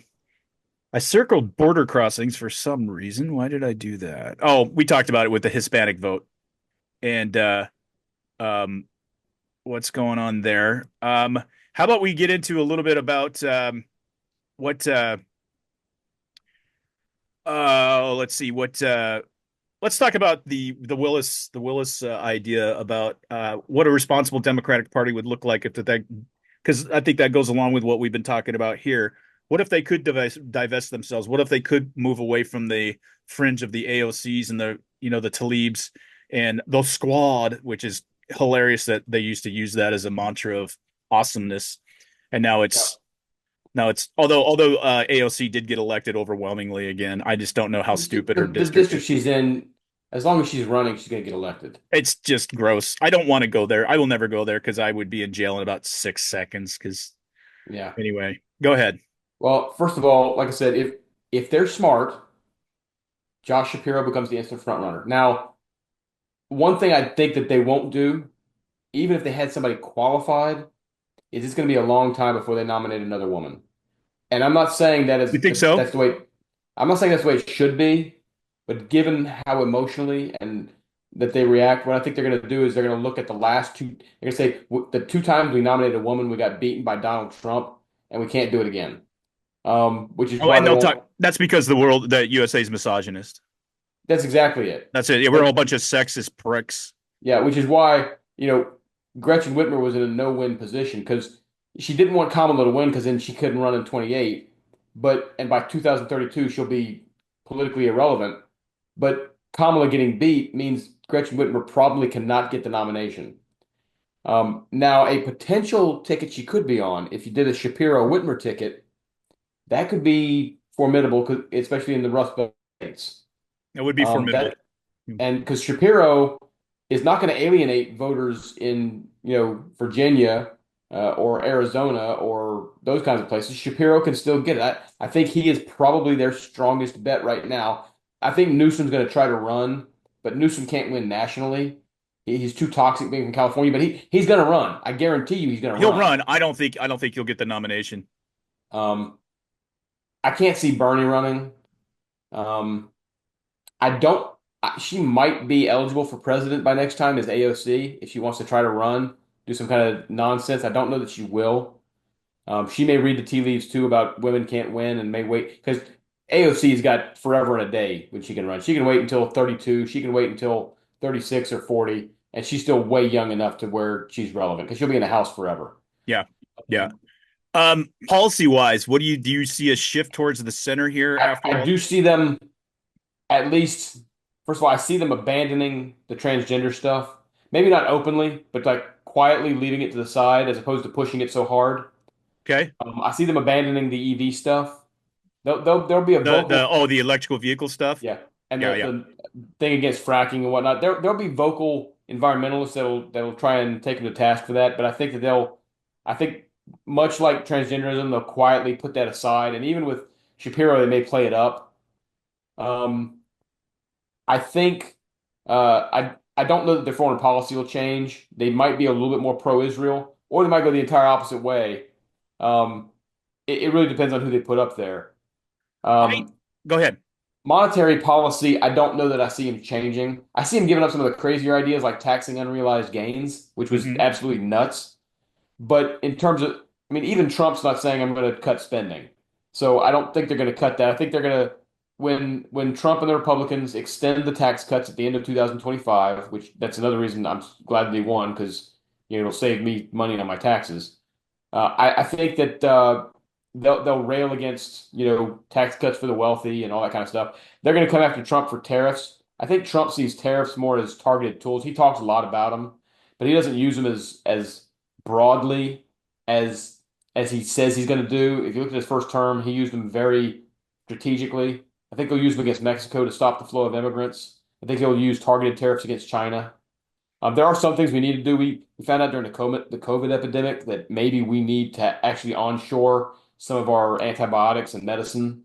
Hmm. We probably need to expand semiconducting chip manufacturing so it's not limited, 90% to Taiwan in case China takes it over. Um, so let's see what other stuff. I think that they will moderate on the border. They They're won't gonna go. have to. Yeah, Yeah, that's one point I was gonna pick up. They're gonna have to. yeah, They're they're gonna not have going to go as far as Trump. They're going to try and talk to the Dreamers, but they're going to have to realize that cost them. That probably cost them Arizona. to. It may have cost them Nevada. It probably didn't help. Oh, why am I forgetting his name? The dude who ran against Ted Cruz in Texas. I can't remember his name either. I'm He sorry. played he played football for the Titans. I know, I know. But anyway, it didn't help him in Texas. Um, I'm sure. Are you still there? Yeah, I'm here. You, all right. Sorry, you froze on me for half a second. Oh, okay. Um, it it didn't help him in Georgia. I'm sure one of the reasons why the vote Biden's advantage was cut in half in New York was due to the shipping of illegal immigrants up there. So I think they will moderate if they want to have any electoral success.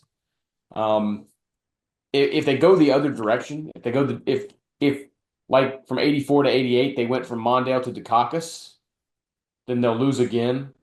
Because I don't know if we're going to I talk don't at think all that. about the future of the Republican Party. Yeah, we can talk about that right after this, and then we'll hit a couple of the questions, and then we'll wrap up with kind of the Senate and Congress talk, if Well, that's okay. it's kind of correlated to this because Sure. um, look, you and I are both DeSantis guys. I love DeSantis. I Hmm. love Glenn Youngkin, but we cannot deny that right now JD Vance is the front runner for the 2028 nomination. Well, of He course. just is. Yeah, of course. Um, and so it could be a Vance DeSantis ticket, Vance Youngkin ticket. The one that I know is going to get you hard is it could be a Vance Tulsi Gabbard ticket. Well, it's not going to Um, get me hard. It's not like she's not a porn star. I just admire her as a human being. So just yeah, the way you've talked about it, I can imagine she gets on stage as the VP candidate. You're going to be like, ha ha ha ha. yeah, I'm too. I know it's just not. I've never been that guy, but But I admire her. She's a beautiful human being, and I admire her a lot. anyway, Yes, um, yes. so I don't look at her that way. Sorry. if they moderate, they have a pretty good shot against Vance, depending on what the economy looks like and what the world looks like. But if they go if they go the Dukakis route, if they try to bring in Gavin Newsom or they try to bring in, um, if they go like an AOC kind of route, they don't go to I AOC, don't but think they go they to something like will. this is crazy. If they do that, they're going to be out in the wilderness for a long time. I think Because what you're. Go ahead. I was going to say that the crop they have with like the with Shapiro and folks, that's a good crop, but it'll be outdated by 2032. So, and they don't grow a large bench. I mean, they were going to run an 82-year-old dude until he like collapsed on the debate stage. They don't So have they a lot don't of. They have, don't have a lot of talent. yeah. And then they got Gavin Newsom. Like I said, Gretchen Whitmer's not going to get the nomination now. So I think they'll moderate, because you remember Clinton learned the lessons from Dukakis. Hmm. Um, it'll still be a knockdown drag out, obviously, but I don't know. Democrats have this habit sometimes of taking the wrong lessons, and if they go the crazy left route because that's the loudest voice in their party, we'll see what happens. All right, go ahead. Oh no, it's okay. I'm just always wondering where my dogs are. And I Anyway, was gonna say I'm done with my soliloquy. I don't. They're going to come back to center somewhat. They have to. And I think although the media and a lot of the supporters and some of the like the people like the AOCs and the the Talibs, I'm sure, are blaming it on misogyny and racism. There's people within the Democratic Party like the Shapiros and stuff that know the deal. They get it. They know what happened and why. I think what you're going to see is a slow push to get the old guard like the Pelosi's and the Schumers and the Out. Schiffs out.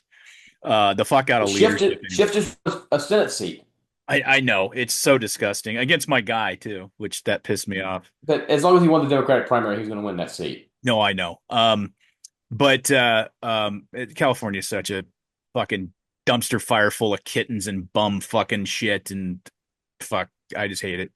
But anyway, the they're going to come back to center a little bit. You're never going to see, however, this is, to answer Mr. Willis's question to a certain extent. I don't know that they're ever after now because of how much these kids have been running around the candy store 24 hours a day, eating candy and playing in their Tonka trucks with no parental supervision for years now, and they're used to it. Okay, so this is like trying to get a hardcore heroin addict off of heroin for the rest of their life. They're going to have about 20 relapses or more Yeah. before they finally kick it, and they're going to have to find something really solid way on the other side of their lifestyle. A lot of these people are never going to be able to do it. So you're still going to have the AOCs. You're still going to have the, the fringe leftists in the Democratic Party used to be so few and far between back in the day, and Yep. they were In the easily 90s, identified. especially. Yeah, but they're pretty prevalent, and that philosophy has stuck. And so there's always going to be that kind of fight. The beautiful thing about this election from the Republican side, to turn it over there, is this is and these aren't these this is an original thought by me, although it would have been having analyzed it, but this was the most wide-ranging open coalition of Republicans in the history of the electorate. There has been very little infighting, very little conflict, because Yeah. I think the one thing I'm proud of the Republican Party for is they go, we have to get together on this. Okay, we have to. And even if some of us aren't comfortable with our our our presidential candidate Donald Trump, we got to get behind this. And that's what happened. And Yeah. and and the vote, they got out the vote. People turned out to vote. Early voting, which is not something Republicans are good at, was overwhelmingly on the Republican side in this for the first time in history in this election. Yeah. Um, so I saw a evolution of the Republican Party to more, what could be more inclusive than when you get, very prominent Democrats migrating to your side and Yeah. saying, "Yeah, I'm done. I'm done. I'm done with this stupid, crazy, or what that guy say, goofy shit that you guys have been doing for the last 4 years." Yeah, people are tired of goofy shit. And being a Democrat now, like I said, you probably saw one of my X's or tweets or whatever you call them now. It's like you're either retarded, stupid, or a liar. Which is it? Because anybody that posts this delusional is only one of those three choices. And I think a lot of people that are, Joe Manchin is an old-fashioned Southern Democrat. He's socially liberal and fiscally conservative, but he's gotten to the point where he's like, no, I can't do it. I can't do it. I can't be a Democrat. I can't be a Democrat anymore. Um, so to think about this is definitely going to have a push to the center. I think some of the old guard is going to be ass outdoor. But I think they're tainted for the next couple of generations in that whole cycle of the Democratic Party. I think they, when the Republicans, when the evangelical Christian, the very far right wing evangelical Christians kind of took a big part of the platform from the Republican Party in the early '90s, it took a generation to get us shifted back more towards center. It really did. I shouldn't even say us because I'm not a registered Republican, but that's where I know what you mean. It's yeah, colloquial. I'm a conservative. I'm a liberal conservative, but um, it took a generation. It really did. And and evangelical Christians are always a very important part of the base of the Republican Party, of course, because where else are they going to go? But Um, I don't know. I don't know. To answer that question, I don't think we're ever going to see those old-fashioned Southern Democrats again. You might have one or two here or there. I think they're going to move away from that fringe to a certain extent, and you know, we have the opportunity as conservatives, as people who believe in conservative values, to really set up a generational uh, aspect of conservatives within the governance of the United States of America after this debacle that the Democrats did in this last. This is going to go down in history as the worst administration, one of the top five worst administrations in presidential history, as far as its effect on history, what it did to damage the country, just the sheer ineptness of it. And I can't wait before my deathbed to read some books on studying how the cabal between the media and Hollywood and when the facts start coming out, Epstein Island and all that stuff, because it's Yeah. all there, it's all underlying there, it's all connected. And I'm not a conspiracy theorist, but it just is. And you know how the Clintons figured into everything. And don't worry, I won't accuse the Clintons of anything because I do value my life. My dogs need a dad. Um, but I really do think I really do think we're gonna see a shift, but I don't think it's going to be a substantial character change. I think you're right. I think Josh Shapiro will be a formidable opponent, and I think he will be the opponent in 2028. I do. I think he'll be because there's been so much made. Now, who knows? Maybe there's still so much anti-Semitism, which there is rampant, and that's another thing that's helped sway the vote, was the obvious anti-Semitism within the Democratic Party and the pro-Israeli Semitism within the Republican Party, that you're going to see. Maybe Josh Shapiro will never be the nominee because of that. If they're that stupid, then they deserve to lose. They deserve to lose forever, Yeah. But like you said, I don't want the conservative people or the Republican Party to get cocky because they've done it before. And they've done it before, and it lost them an entire 8 years of having any influence. And other than that, well, they had of course, the Newt Gingrich revolution during Clinton's second term. But I don't know. I don't know. It's a good question. I think about it a lot. I think about what would it look like if the Democratic Party did swing back to center. Yeah. It'd Well, be a healthier country overall, but I don't. Yeah, there's going to be the Republicans aren't going to be in the can they do presidency it? Can forever. they with the interest groups that they're beholden to? Can they do it? I want to circle back to two quick things real quick. You talked about the Republicans' lack of infighting. For all the never Trumpers and all the Liz Cheneys and stuff out there, 94% of Republicans voted for President Trump. So that they were high profile infighting folks who were never paid attention to. There was no real infighting. Um, and then you mentioned something that I want to just touch on briefly about how well prepared the Republicans were. You talked about the early voting and the get out the vote effort. All right, they learned a lot from 2020 about get out the vote, knocking on doors, calling people. There's a guy named Scott Pressler in in Pennsylvania who was instrumental in the victory in Pennsylvania because he registered like 180,000 Amish people. Right. I mean, he was instrumental in that victory. So the get out the vote thing, they were better prepared. They were better prepared legally this time. They had poll watchers. They had folks standing by. And when something went wrong, they jumped in with legal challenges instantly. Two quick things. There was the in Wisconsin there was a ballot machine that was that the seal was unsealed on. They jumped on that real fast. And in Pennsylvania, I don't remember the county, but there was one of the counties that they were going to stop voting. I mean, stop counting the voting for the night, and that's in violation of Pennsylvania state law.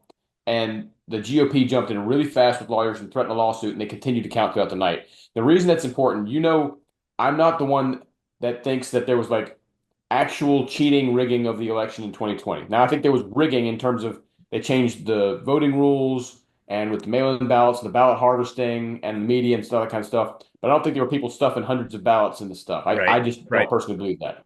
But the reason why the legal challenges and all this stuff were important this time was to restore faith in the process and the results, which is just as important in a democracy as the voting itself. People have to believe the results. They have to accept that, okay, if there was cheating, we caught most of it. It wasn't enough. We had people in place, and they have to have faith in that. And I think I give Trump and his team all the credit in the world. They learned from 2020 that instead of reacting to stuff after the fact, they had Right. the legal Right. teams in place beforehand so that they could do stuff. That and the get out the vote effort were superb. One would hope that a smart guy like Vance will learn from that and keep that in place for 2028. Well, I think that, yeah, great point. Yeah, you can't say enough about. I love the where's the 20 like the left is now accusing us of I say us. Sorry, that's The a Trump bad team, yeah. yeah, the Trump team of election interference and election fraud. It's just delicious. Let me lick your tears. Let me Yeah. lick your tears. As I've told a few people today, I will collect your liberal tears and drink them until I'm peeing the rainbow colors you dye your hair. Yeah, I still haven't gotten my free tumbler from Daily Wire. I gotta Oh, I've got one. I probably can't take it to work, but I got one. bet she can't take it to work. I'll have to get online and get mine because I think all you have to do is pay shipping or something. But anyway, I did order my Jeremy's razors, my free Jeremy's razors though. I don't have that. Yeah, well, you don't need those. No, I don't. I haven't shaved since this morning. Let me let's answer a real quick one from my friend Kip, a fellow Husky fanatic up in Alaska. Yep. He asked Yep. Kip, That- KIP. That's like a high school. That's like a high schooler's name.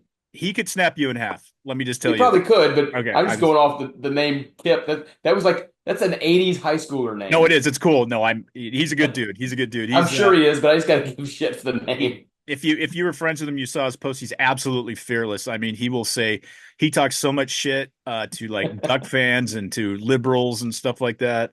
It's funny. I like he's a good dude.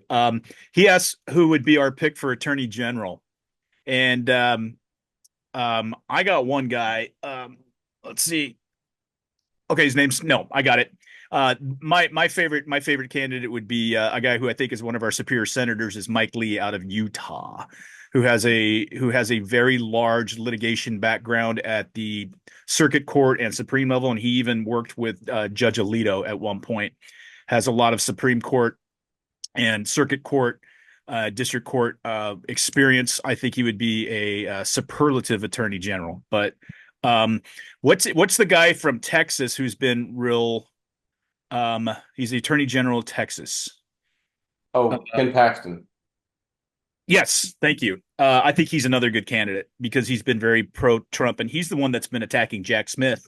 I don't want to. Well, let's get into this more next week, but they basically the charges against Trump emanated from Jack Smith, the who was appointed by the DOJ, who's a douchebag special counsel.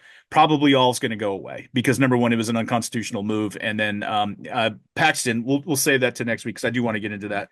But I think Ken Paxton's also another choice. But mine would be Mike Lee out of Utah. Do you have any opinion about? My dream choice won't happen. I wish it would. But he just won re-election. I would love to see Ted Cruz as Attorney General. Yeah, I'm waiting for him to be the next Supreme Court justice. So, we'll see. You got to remember, you talk about Supreme Court justices. I'm almost confident that sometime in the next 4 years, both Alito and Thomas will retire. Yeah, me too. That'll give Trump 5 justices on the court, and when he appoints them, given how young all the others are and how young I'm sure you're going to do these, you're going to have a conservative court for the next 25 years at least. That's why you got to keep those majorities in the House and Senate so they don't do a. We'll talk about the majorities in the Senate in a few minutes because I think that's fairly safe. I'll go into why in a few minutes. Okay, let's hit. I think our last question that we got from today, hey guys, I really appreciate your feedback. It gives us some cool things that we didn't consider to talk about. Otherwise, we'd probably be blathering on about how cool we are and shit like that. I'm so cool. Yeah, that's me. I'm the cool guy. I'm gonna ignore Lee's what about WW3 because we know he's gonna start it this time around. Oh yeah. Very funny. I got a giggle out of that when I saw that one, that's for sure. Good question here from all around great guy Jeremy, friend of mine. Kamala told her peeps to respect the policy of a peaceful transition of power, period. So aren't any protests at this point forward, riots and troublemakers, and shouting they get arrested and sit in jail for years? I think it's a fair point. I don't expect it to be peaceful. I've always, you remember me saying this, the most dangerous period is between Election Day and January 20th. Yep. And let's not forget there were riots, people burning cars January 20th of 2017 when Trump took 2007. office. People forget about that. People forget Yeah, they like to completely play that about that. down, but there was a rally outside the White House where Madonna declared she wanted to blow up the White House. Does everybody remember that? She actually had a Secret Service visit over that. Yeah, absolutely. Um, I I I think November 24th is potentially dangerous with that's the Trump sentencing, but I think that's either going to get dismissed or pushed off. Trump's not going to serve any jail time. I think Marshawn would love to sentence him to jail time, but there's no way that happens. Now, Letitia James, the AG of New York, come out with the whole resistance movement thing that she's going to continue to go after Trump, which is just garbage. I do think that there will be riots on January 6th. I do think there'll be riots on Inauguration Day. I hope there's not. I've told all my Democratic friends, this is your chance to prove you are better. You've told us for years how you're better on this. Okay, you've got the chance. Set the example. I don't think they will. I think some will try, just like some on the right tried. But I think the Antifa contingent, I think the far left contingent is too large and uh, too emotional. They're even more emotional than the Trump people were in 2020 when they lost. By far and away, they're completely irrational. Not that I'm defending the Trump people. Yeah, I Not mean, and let's back off that they weren't Trump people because Trump said they're rioters. peaceful protest. Trump said that he did not instigate or incite. Fuck, it's so stupid to I even mean, say there's it. so many of them. If you look at, I mean, some of these colleges, like Georgetown, for example, set up a crying day. They You did. know, where, They did, folks. This is actually true. Georgetown, which is a private Jesuit school, by the way, it's not even a state school, which just shocked me to death. yeah, and there's a lot of colleges doing that, and you know that some of those folks are going to want to come out and do their protesting, and they're throwing their Molotov cocktails and stuff. So I expect to see some stuff. I will happily say that I was wrong if it doesn't happen, but I don't have a very high view of those folks. And I think a lot of them are going to say, well, look what happened in 2020, and now we're going to do it this time. I really think that's what's going to happen. I think also what Jeremy's question was kind of alluding to is how do we handle that? How does that happen if those protests do happen? Should they because there's people sitting in from that trespassed from I January think, 6th that are sitting in prison. So how do we handle that?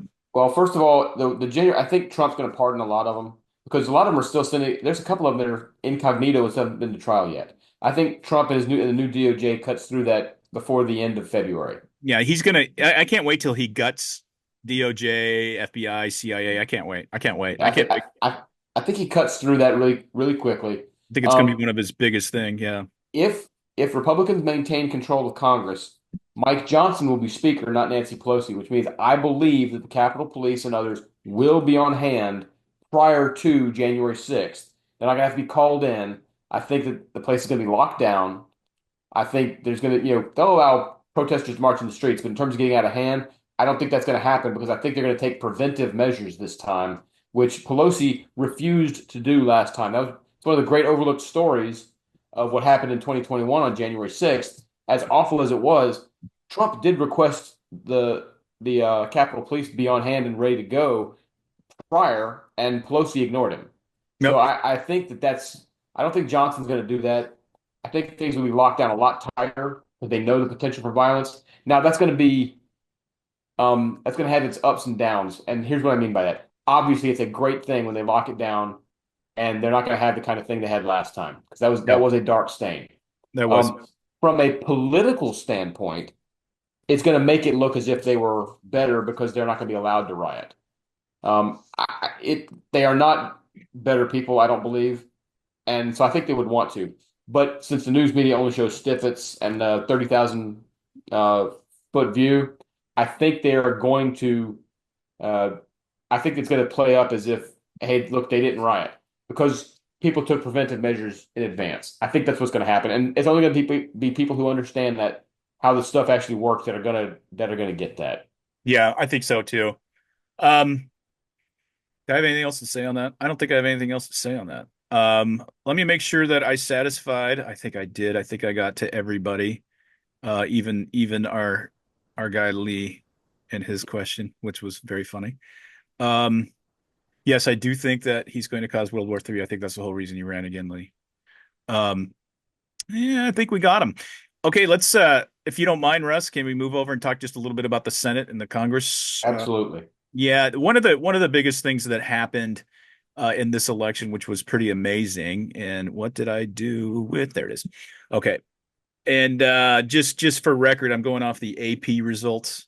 They have a pretty nice little reporting webpage that they've set up through Google, which Yeah, pretty handy. I consult that a lot. Yeah, I do too. It's actually pretty handy. It's actually pretty easy to use. It is very cautious. They haven't called Nevada and Arizona the way Decision Right. HQ Right. has. Which is fine. Which is fine. They're erring on caution, which I get. So currently, let's talk about the Senate first.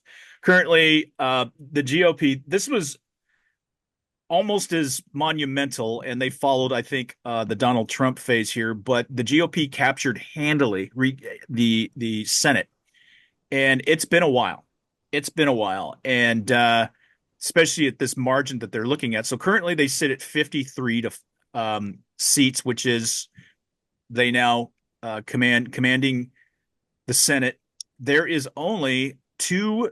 Hold on, let me look. Not two. I'm lying. How many races are left here? That doesn't look right. I thought I saw a couple of things that were wonderful that happened was Bernie Moreno taking the seat in Ohio. Yep.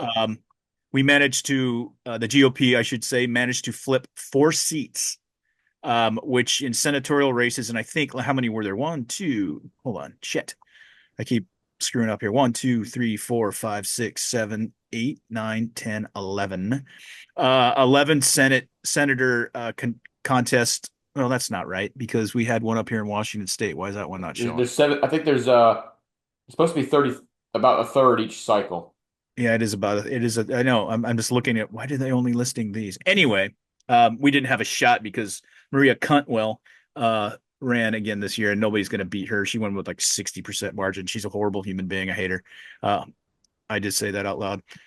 But the one that's really shocking me, and I don't know if it shocks you because you're not a big fan, but so the Republicans have the Senate locked up going forward. That's going to be huge. That is going to be a huge boon to Trump passing his agenda or any common sense.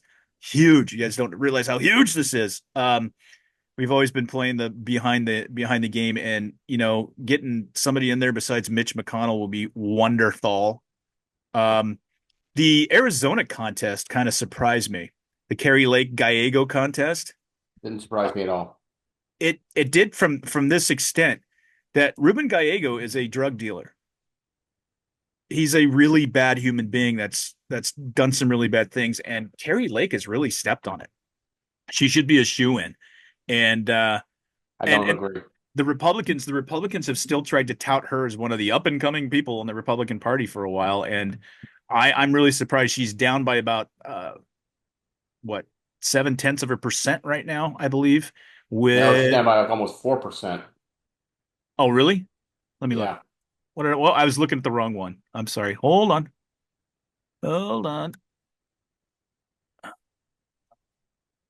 Okay, I see it now. Yeah, she's getting her ass kicked by a former gangbang drug dealer, and it's just like, wow, wow. That's kind of sad to me.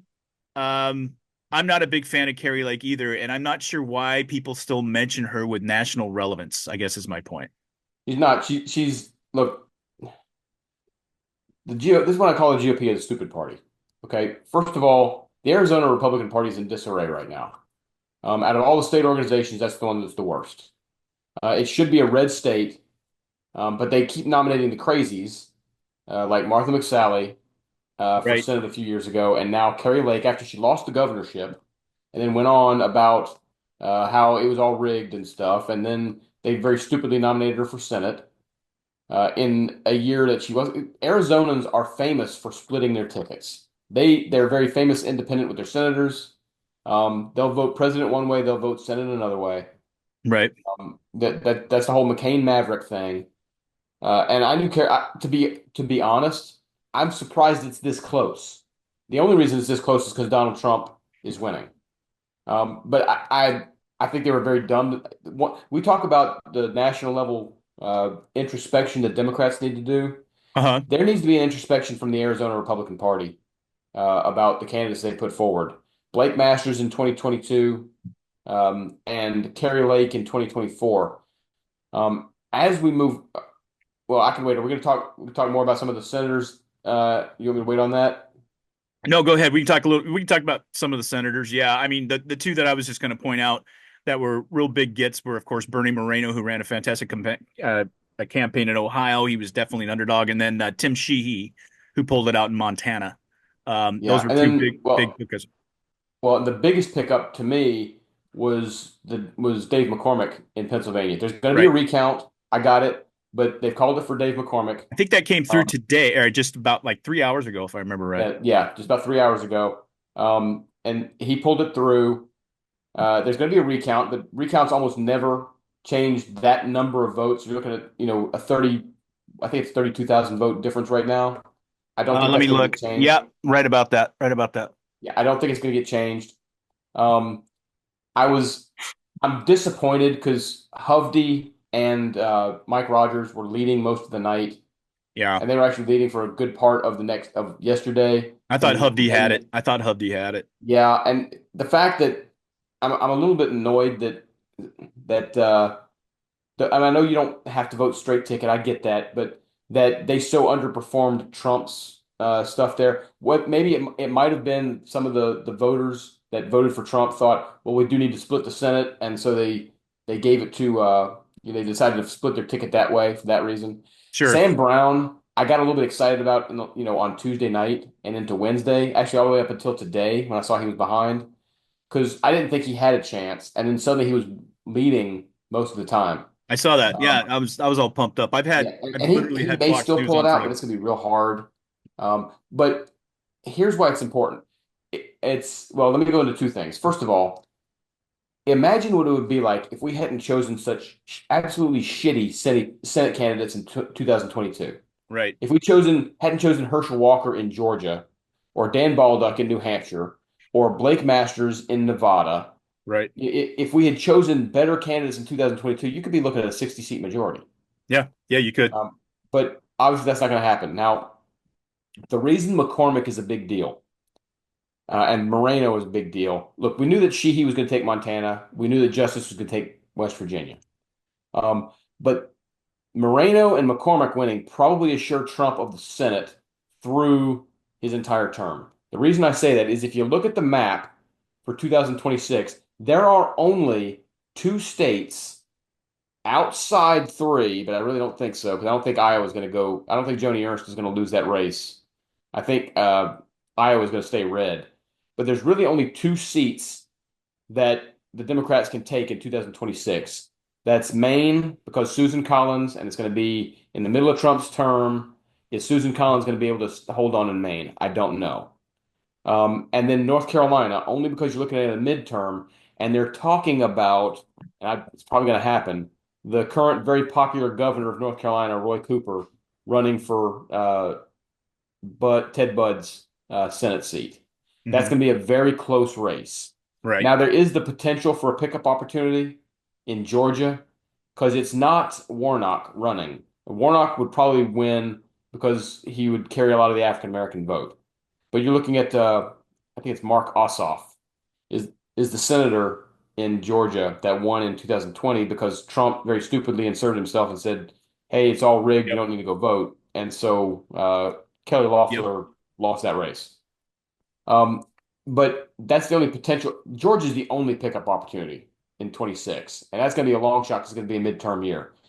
The other Senate seats that they have are Oregon, Colorado, New Mexico, Illinois, Michigan, uh, Virginia, New Jersey. Republicans aren't going to pick up those seats, No, they're not. even if they win the governor's mansion with um, why am I forgetting her name? Currently, Winsome Sears. Even if they win the governor's mansion in Virginia with Winsome Sears next year, they're not going to win the Senate seat in 2026. It's just not going to happen. Right. But since the put an outside shot at them um, winning Iowa just because Iowa can be quirky, but it's trending red, so it's probably not likely. But if they pick up two Senate seats, the Republicans will still have 51 in the Senate. And even if they pick up three somehow, the Republicans will have 50 plus Vance. So they'll maintain control of the Senate. Hmm. And that's going to be huge. I don't know about the House. Right now, I think the Republicans will hold the House. They're going to need to because otherwise they'll stand no chance at the House in 26. But I think they're gonna hold the House. The Senate, McCormick's big. Now, if we could have gotten Brown, Hovde, and and Rogers in the Senate, that would have been even better. I mean, that would have put them up to 56 seats, and that would have been, virtually bulletproof. But the reason Yep. getting McCormick in there, getting Moreno in there is also, you still got Murkowski and you still got Collins in the Senate. And so they can stymie some of Trump's picks for either cabinet or Supreme Court if they want to. But if you've got a buffer, you can tell them, hey, yeah, you can assert your independence by voting against them, and we'll still get them through. Right. So that's my take on the Senate. Like I said, if we'd been smarter in 2022, when I say we, I'm talking about the Yeah, I Republicans. was going to bring that up. I'm glad you brought that up because it would be a far different look if and Yeah, that was Trump has a lot of culpability in that whole thing. Like he you does. mentioned. Give him credit. He learned, and so this time, and the Republican Party learned. I mean, McCormick should have been the Senate candidate against Fetterman. Now, admittedly, Fetterman's been the biggest pleasant surprise of the Senate, but McCormick should have run instead of Dr. Oz last time. That was Yeah, stupid. I'm just fucking stupid. I know. Herschel Walker with all the women that came out against him, because he's got about 1 billion kids out of wedlock. Yeah. Masters was dumb. Uh, and late, Trump picked celebrities because he likes celebrities. But he learned this time, which is why we had McCormick, which is why we had Moreno, which is why we had Hovde and Rogers. They came within a hair's breadth of winning those races. Yeah, they did. So it's looking pretty good for right now. Again, they're going to pick up at least 4 seats. They're going to pick up 4 seats in the Senate. That's coupled with what else has gone on. That's a landslide. So that's where it might cause the Democrats to. Those are hard to flop. People don't realize how hard Senate seats are hard to flip. They're very, Now, very difficult to flip. two things I think you'll notice. Number one, I haven't heard any calls to eliminate the filibuster from the Democrats anytime recently, which is what they were talking about Weird. doing. Weird. Yeah. Just think if they'd, oh, yeah, weird. Huh. I Or wonder packing the Supreme Court. I haven't heard that. what's not good Um, for you. What's good for me is not good for you. It's fucking yeah, and can't how much you stand. want to bet Disgusting. sometime, probably even before January, you're going to start hearing about the minority party's rights in the Senate and how important they are as a check against the majority. We're going to Lord start love hearing it, that Doug. shit. I guarantee you. One of the biggest reasons why it was important to take the Senate and why it was important to take the White House was to prevent, because Kamala Harris and Tim Walz would have done it. They would have eliminated the filibuster. They would have added 4 seats to the Supreme Court, and they would have probably added 2 states in DC and Puerto Rico in an attempt to establish permanent rule. Yeah. That People probably would have set us into civil war. That's how duplicitous this is, folks. What they were trying to do is set up a dynasty, not a democracy. This fucking democracy Yeah. thing that they talk about, it doesn't exist in their heads. It's all about power. So I don't know. I don't know what That to think backfired about on him any of big that. time. Whereas Trump Yeah. would say bigly. Yeah. Yeah. Let's just quickly talk about the House. I know it's still It's up in the close, but wind. the Republicans will probably end up around I don't 221 to 223 seats. I don't see it as up in the wind. We're currently it's at 211 to 199. You need 218 for a majority. Looking at the reporting here, some of these are in the bag. I mean, you still got an Alaska one sitting out there that's going to go Republican for sure. Yeah. Uh, The only um, thing I don't like about Alaska is they do that ranked choice voting BS. yeah. Nebraska, Don Bacon in Nebraska is up by several points with 95% reporting. So I think they'll probably call that one here very soon. There's looking at some of these outstanding ones. 1, 2, 3, 4, 5, 6, 7, 8. Hold on a sec. Let me count. 1, 2, 3, 4, 5, 6, 7, 8, 9, 10, 11, 12, 13, 14, 15, 16. I believe if my math is right, we got 16 still that are being contested. Looking at a couple of different spreadsheets here.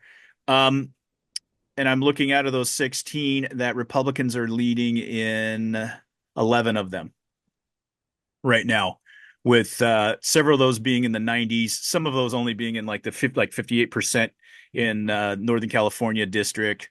There's an Orange County district. California is counting really slow, which It I is. don't understand some of these, especially, I mean, Florida had all the votes counted in like 3 hours. I know, but How, that's how does Florida. California not look? And Florida's the third most populous state. So how does Pennsylvania not count them all that quickly, or It's Nevada, or it's Arizona? insane. It's It's insane. BS. California still has two, three, four, five, six outstanding House seats that they haven't Well, called and yet. that's why the popular vote's actually going to narrow a little bit. I think Trump will still pull off the popular vote, but you know, because the vote's still coming in from California, it's going to narrow because a lot of It it's going to will. go for Harris. It will. But um, yeah, it definitely will narrow. It's funny though. California only has six unreported, and they've got how many? How many? 54, I think, or Yeah, 56. let me look here. How many total seats does California have? They have, I'm 56. trying to find it here. Looks like 42, actually. Can't be. They've got 50 something electoral votes. Total seats. 42. Why am I not seeing good math on this? Okay. Yeah, I'm getting two conflicting stuff, so I don't want to put anything out there, but it's very high. But it looks like they only have six left that they've already decided, most of them. So I don't know. I don't know They have why. 52. They have 52 congressional seats. Okay. Okay. Yeah, the spreadsheet I'm looking at is kind of fucked up, apparently. But the good news is, I do think that the GOP will probably very easily keep the House by, say, 3 or 4 seats over the 218, because they're at 211 right now and 199 for the Democrats. California coming in late, I think, is probably a Gavin Newsom thing. Um, Maybe. trying to pull a little surprise on stuff, but Arizona has a couple of seats left, but one of them is solidly Republican. The other one is solidly Democrat. So those are kind of you'll know where those go. So it'll be like 200 to 212 when Arizona finally gets counted. Hey, And real quick, I need to verify this, but a buddy of mine sent me a picture that it looks like in all the states Kamala Harris won, there was no ID requirement. oh A lot of the well, states that Trump won, there was. what a shocker there. God, so ridiculous. No ID requirement. I don't even begin to understand that. I don't know how they can't get that through Virginia with Glenn Youngkin in there, Yeah. though. I'm 54 years old, and um, there's a store in town. If I tried to buy, I was behind a lady that must have been 70, and they carded her. It's like, Yep. it's amazing. It's amazing. Anyway, so that kind of that's still out. We'll be able to talk a little bit more about that. It'll be kind of fun next week. Also, to let our listeners know that we'll get back to our review. Sorry, Mr. Willis, of our yearly review. We're not going to name this episode, give this episode a number. We're going to call this election wrap up. But or election analysis. I'll come up with something. But we're gonna start again next week because we knew we'd go long on this one, so we didn't want to cloud it with talking I about do a have year. one last point I want to bring up before we Yeah, wrap it up. go ahead. Talk, who, My back's giving out on me. That's why I'm squirmy. who do you think the happiest person in DC is today? The happiest person in DC. Yeah. In DC. Oh, Joe Biden. Yeah, absolutely. And it's Because not even close. Joe Biden can now claim until the day he dies, hey, look, I was the guy who beat Donald Trump and you shoved me out the door. Now, Yep. I think Biden would have gotten beaten like a redheaded stepchild if he had actually run. But Yes. now he can legitimately claim, hey, you guys pushed me aside for Kamala. I was winning the Teamsters vote. I would have closed the gap with men. And, I was the guy who beat Trump. You guys shoved me aside. And how much do you want to bet that Dr. Jill, the greatest doctor who ever doctored, wrote in Joe Biden on her ballot? Probably. I still love the memes that are going around and the videos that are going around showing Joe Biden being the last guy who voted for Trump and Yeah. smiling and stuff like that. Dr. Jill despises Kamala Harris. She's hated her since Kamala called Joe a racist during one of their first debates. How could you not? It's just so stupid that they picked her anyway. I mean, Yeah, and I mean, if you saw how Biden was smiling during his speech about how that Kamala was the greatest person I ever picked, we need to have national unity and an orderly transfer of power, and he's like smiling during this thing, assuming he knows where he is. I think he is. He'll never admit it. He'll let the recriminations come from the rest of the party, but secretly inside, him and some of his staffers are probably giddy about this. They're probably sharing the same Schadenfreude we do. probably the only thing I would say about that, looking at it from the macro, since I've used that word a million times on this podcast, the macro level is Joe Biden may well go down in history as the guy who set the Democratic Party back by an entire generation by Well, by what happened while he was in office. but here's another thing. How different would the election have looked if Joe Biden had bowed out a year ago? Yeah, it'd be If he had completely different. if he'd come out like in November of 2023 and said, "Hey, I'm gonna keep my promise. I'm only gonna run one term.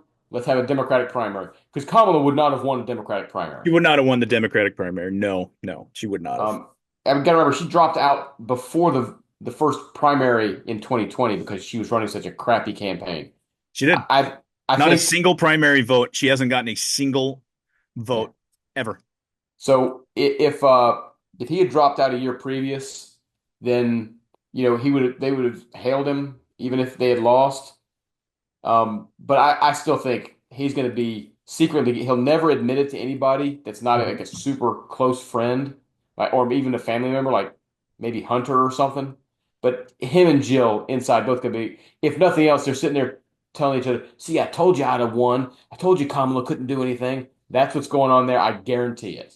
And we can probably, I bet you next week we'll have some fodder to talk about the little civil war that's going on within the Democratic Party right now Oh over yeah, it's who's already the you're already seeing it. If you see what the chair in Philadelphia said, right. what some folks have said about how she picked her running mate, yeah, the backbiting is going back and forth. I can't wait because I can tell you that as bad as Kamala Harris is, and she's a stuffed suit, or as who's is it Dave Rubin that calls her the first AI candidate that she doesn't actually I exist. don't She's just know. yeah. But I made the mistake of watching Dave Rubin as far as the as my third deal because I like Dave and because he was going to have all these guests on Corolla and Megyn Kelly and all these people, but they were few and far between. They would have like 5 minutes, and then he actually was like filming himself playing like Duck Hunt on Nintendo and stuff, which I thought was hilarious. One Um, one of my but favorite videos was of I don't know if you've ever seen Tim Pool on Timcast IRL. sure, sure.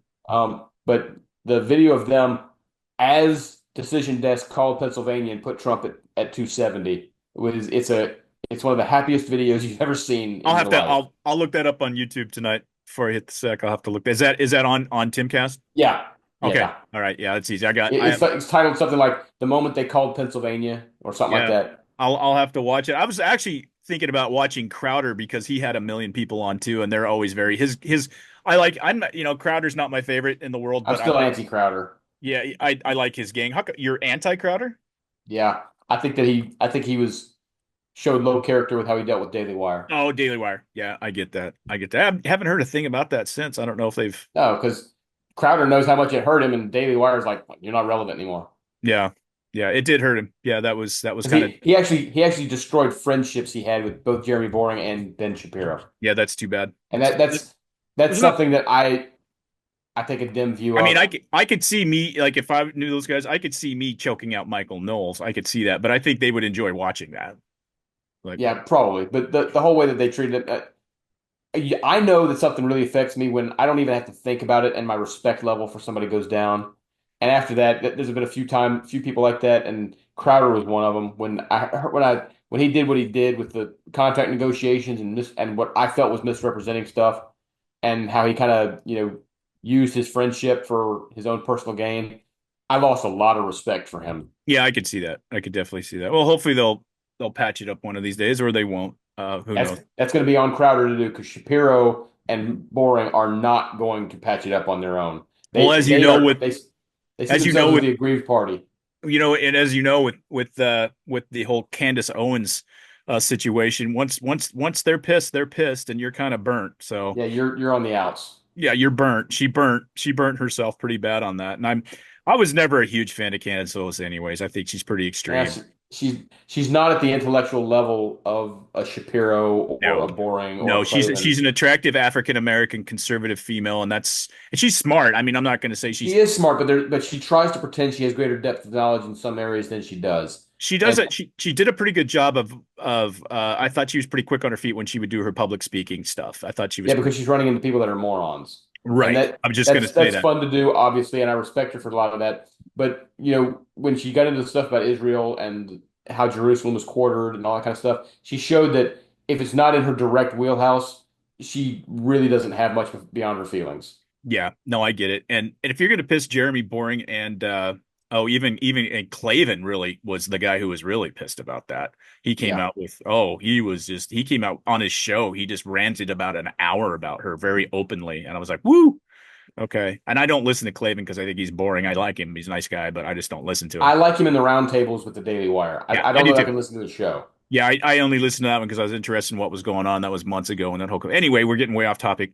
So I hope we did a pretty good job of analyzing Long post-election. job. I think we've been on for a while. Yeah, Almost 2.5 hours. 2.5 hours. I think this is pretty close to our longest one, but I think it deserved the It analysis. deserved it. Yep. Yep. And we appreciate you guys. We appreciate you guys pitching in, and we did manage to gain a few followers on our Facebook page over the last couple of days, which is cool. One nice thing about an election like this is like you can look at your private webpage or your private Facebook, and you can see who's actually coming out of the closet as a Republican conservative Trumper, and then you can invite them over to the two grumpy bastards. So I know we're not for everybody, but I appreciate I probably get a little bit blue in my posts and my memes sometimes for some folks, but I got to admit the white guys for Kamala video is one of the funniest damn things I've ever seen. Have you seen that one yet? Oh God, that's one of the grossest, funniest things I've ever seen in my life. So, and then the Tim Waltz prancing with the horse thing was pretty amazing. What's funny is I posted that like yesterday, and then I was watching Ruben this morning, and he played it on his show too, which was I beat you to it. I beat you to it. Anyway, all right, we're going to sign off here. We've been at this for a while. I will get this edited tonight and up at some point tonight before I don't really sleep anymore. I'm up until like 1 or 2 every morning now. And I'm going to be in bed probably within the next 15 to 20 minutes. I bet you will. Yeah, but I'm an old man. I'm going to take a break. My dogs are hungry. It's almost 8 o'clock back here, and they're 2 hours late getting their dinner. So see my family. You got it, buddy. Hey, great talking to you. Great show. I enjoyed it. I enjoyed breaking this down. I'm still I think reality hasn't quite hit me yet, but I'm really Fox News has been on my big screen, my big computer screen for about 72 hours straight now. I haven't shut it off yet. So I was going to tell, I didn't want to interrupt you because you were on a really good roll there, but Gutfeld is on right now out here, and they were showing the video of Jimmy Kimmel crying. Oh God. And I got to tell you, I don't care. I had this conversation with my neighbor, John, my friend, John, and it's like at some point, people's core values politically, and we mentioned a little bit too, I can't do it anymore. Even if I've known this person my whole life, I just can't do it anymore. And I don't understand how Corolla can still be friends. I guess he's still grateful that Jimmy got him in the show business and they had so many good years. That's the only reason. But because Jimmy Kimmel is a cunt, he is a little pussy. He's a little bitch. And I can't and he's not funny. So I don't think he's particularly talented either. He goes for clapter. That's the only thing he goes for. Yeah, his politics, and he's crying. He's crying. By the way, I'm going to go see Kat Timp's live show here in pretty soon. See how that is, her little comedy talk thing. A little nuts. I think that's why it'll be entertaining. But you're into nuts. She is a nutty chick, but she's funny and she's actually pretty talented. So I'm looking forward to it. She's also anti-Star Wars. What's that? She's also anti-Star Wars. Oh, good. We'll get along just fine then. All right, man. Great talking to you. Have a good night. God bless you. God bless your family. And I mean this sincerely. God bless America. God bless America. Absolutely. All right. Remember, keep your focus and stay wokeless. All right. Well, hey, everybody. This is Koop, the handsome and debonair one of the Two Grumpy Bastards podcast. Not to mention I'm the only one that's an actual bastard. Google that shit. Don't, actually. Hey, I'm here to do a shameless plug for our merchandise. You can find us at twogrumpybastardsmerchandise.com. We got a whole bunch of new merchandise in. I think you'll like some of the new choices. There's some pro-Second Amendment. There's some anti-Washington State Governor stuff on there. I think you'll really appreciate it. New stuff coming all the time. I have 2 great designs in the works, so please, to support this podcast, that's one of the easiest ways to do it. We're also on Etsy. Yeah, I know, Etsy. You can find our products on eBay as well. Storm King Mercantile is the name of the store there that fronts us. And there's many, many other ways to support this podcast, of course. We have a Patreon page, same thing, Two Grumpy Bastards. We certainly would appreciate you following us on Instagram. Most of you probably know we have a Facebook page, Two Grumpy Bastards Podcast. We have a lot of fun over there, a lot of frivolity, a lot of memes, and a lot of hard-hitting news. Believe it or not, a lot of great people in that group. Also, all of the social media outlets, including now on TikTok. You can find us there. And one of the things that I really wanted to tell you is if you have any feedback for Russ, especially because he kind of sucks, feel free to email us at twogrumpybastards@gmail.com. That's the easiest way to get a hold of us, or you can always leave us a comment or an IM on, or DM, I should say. See, I'm so savvy. I'm so savvy. On our Facebook page. So we really appreciate you listening or watching us over there on YouTube as well. And we hope you do both, because Russ is something to look at.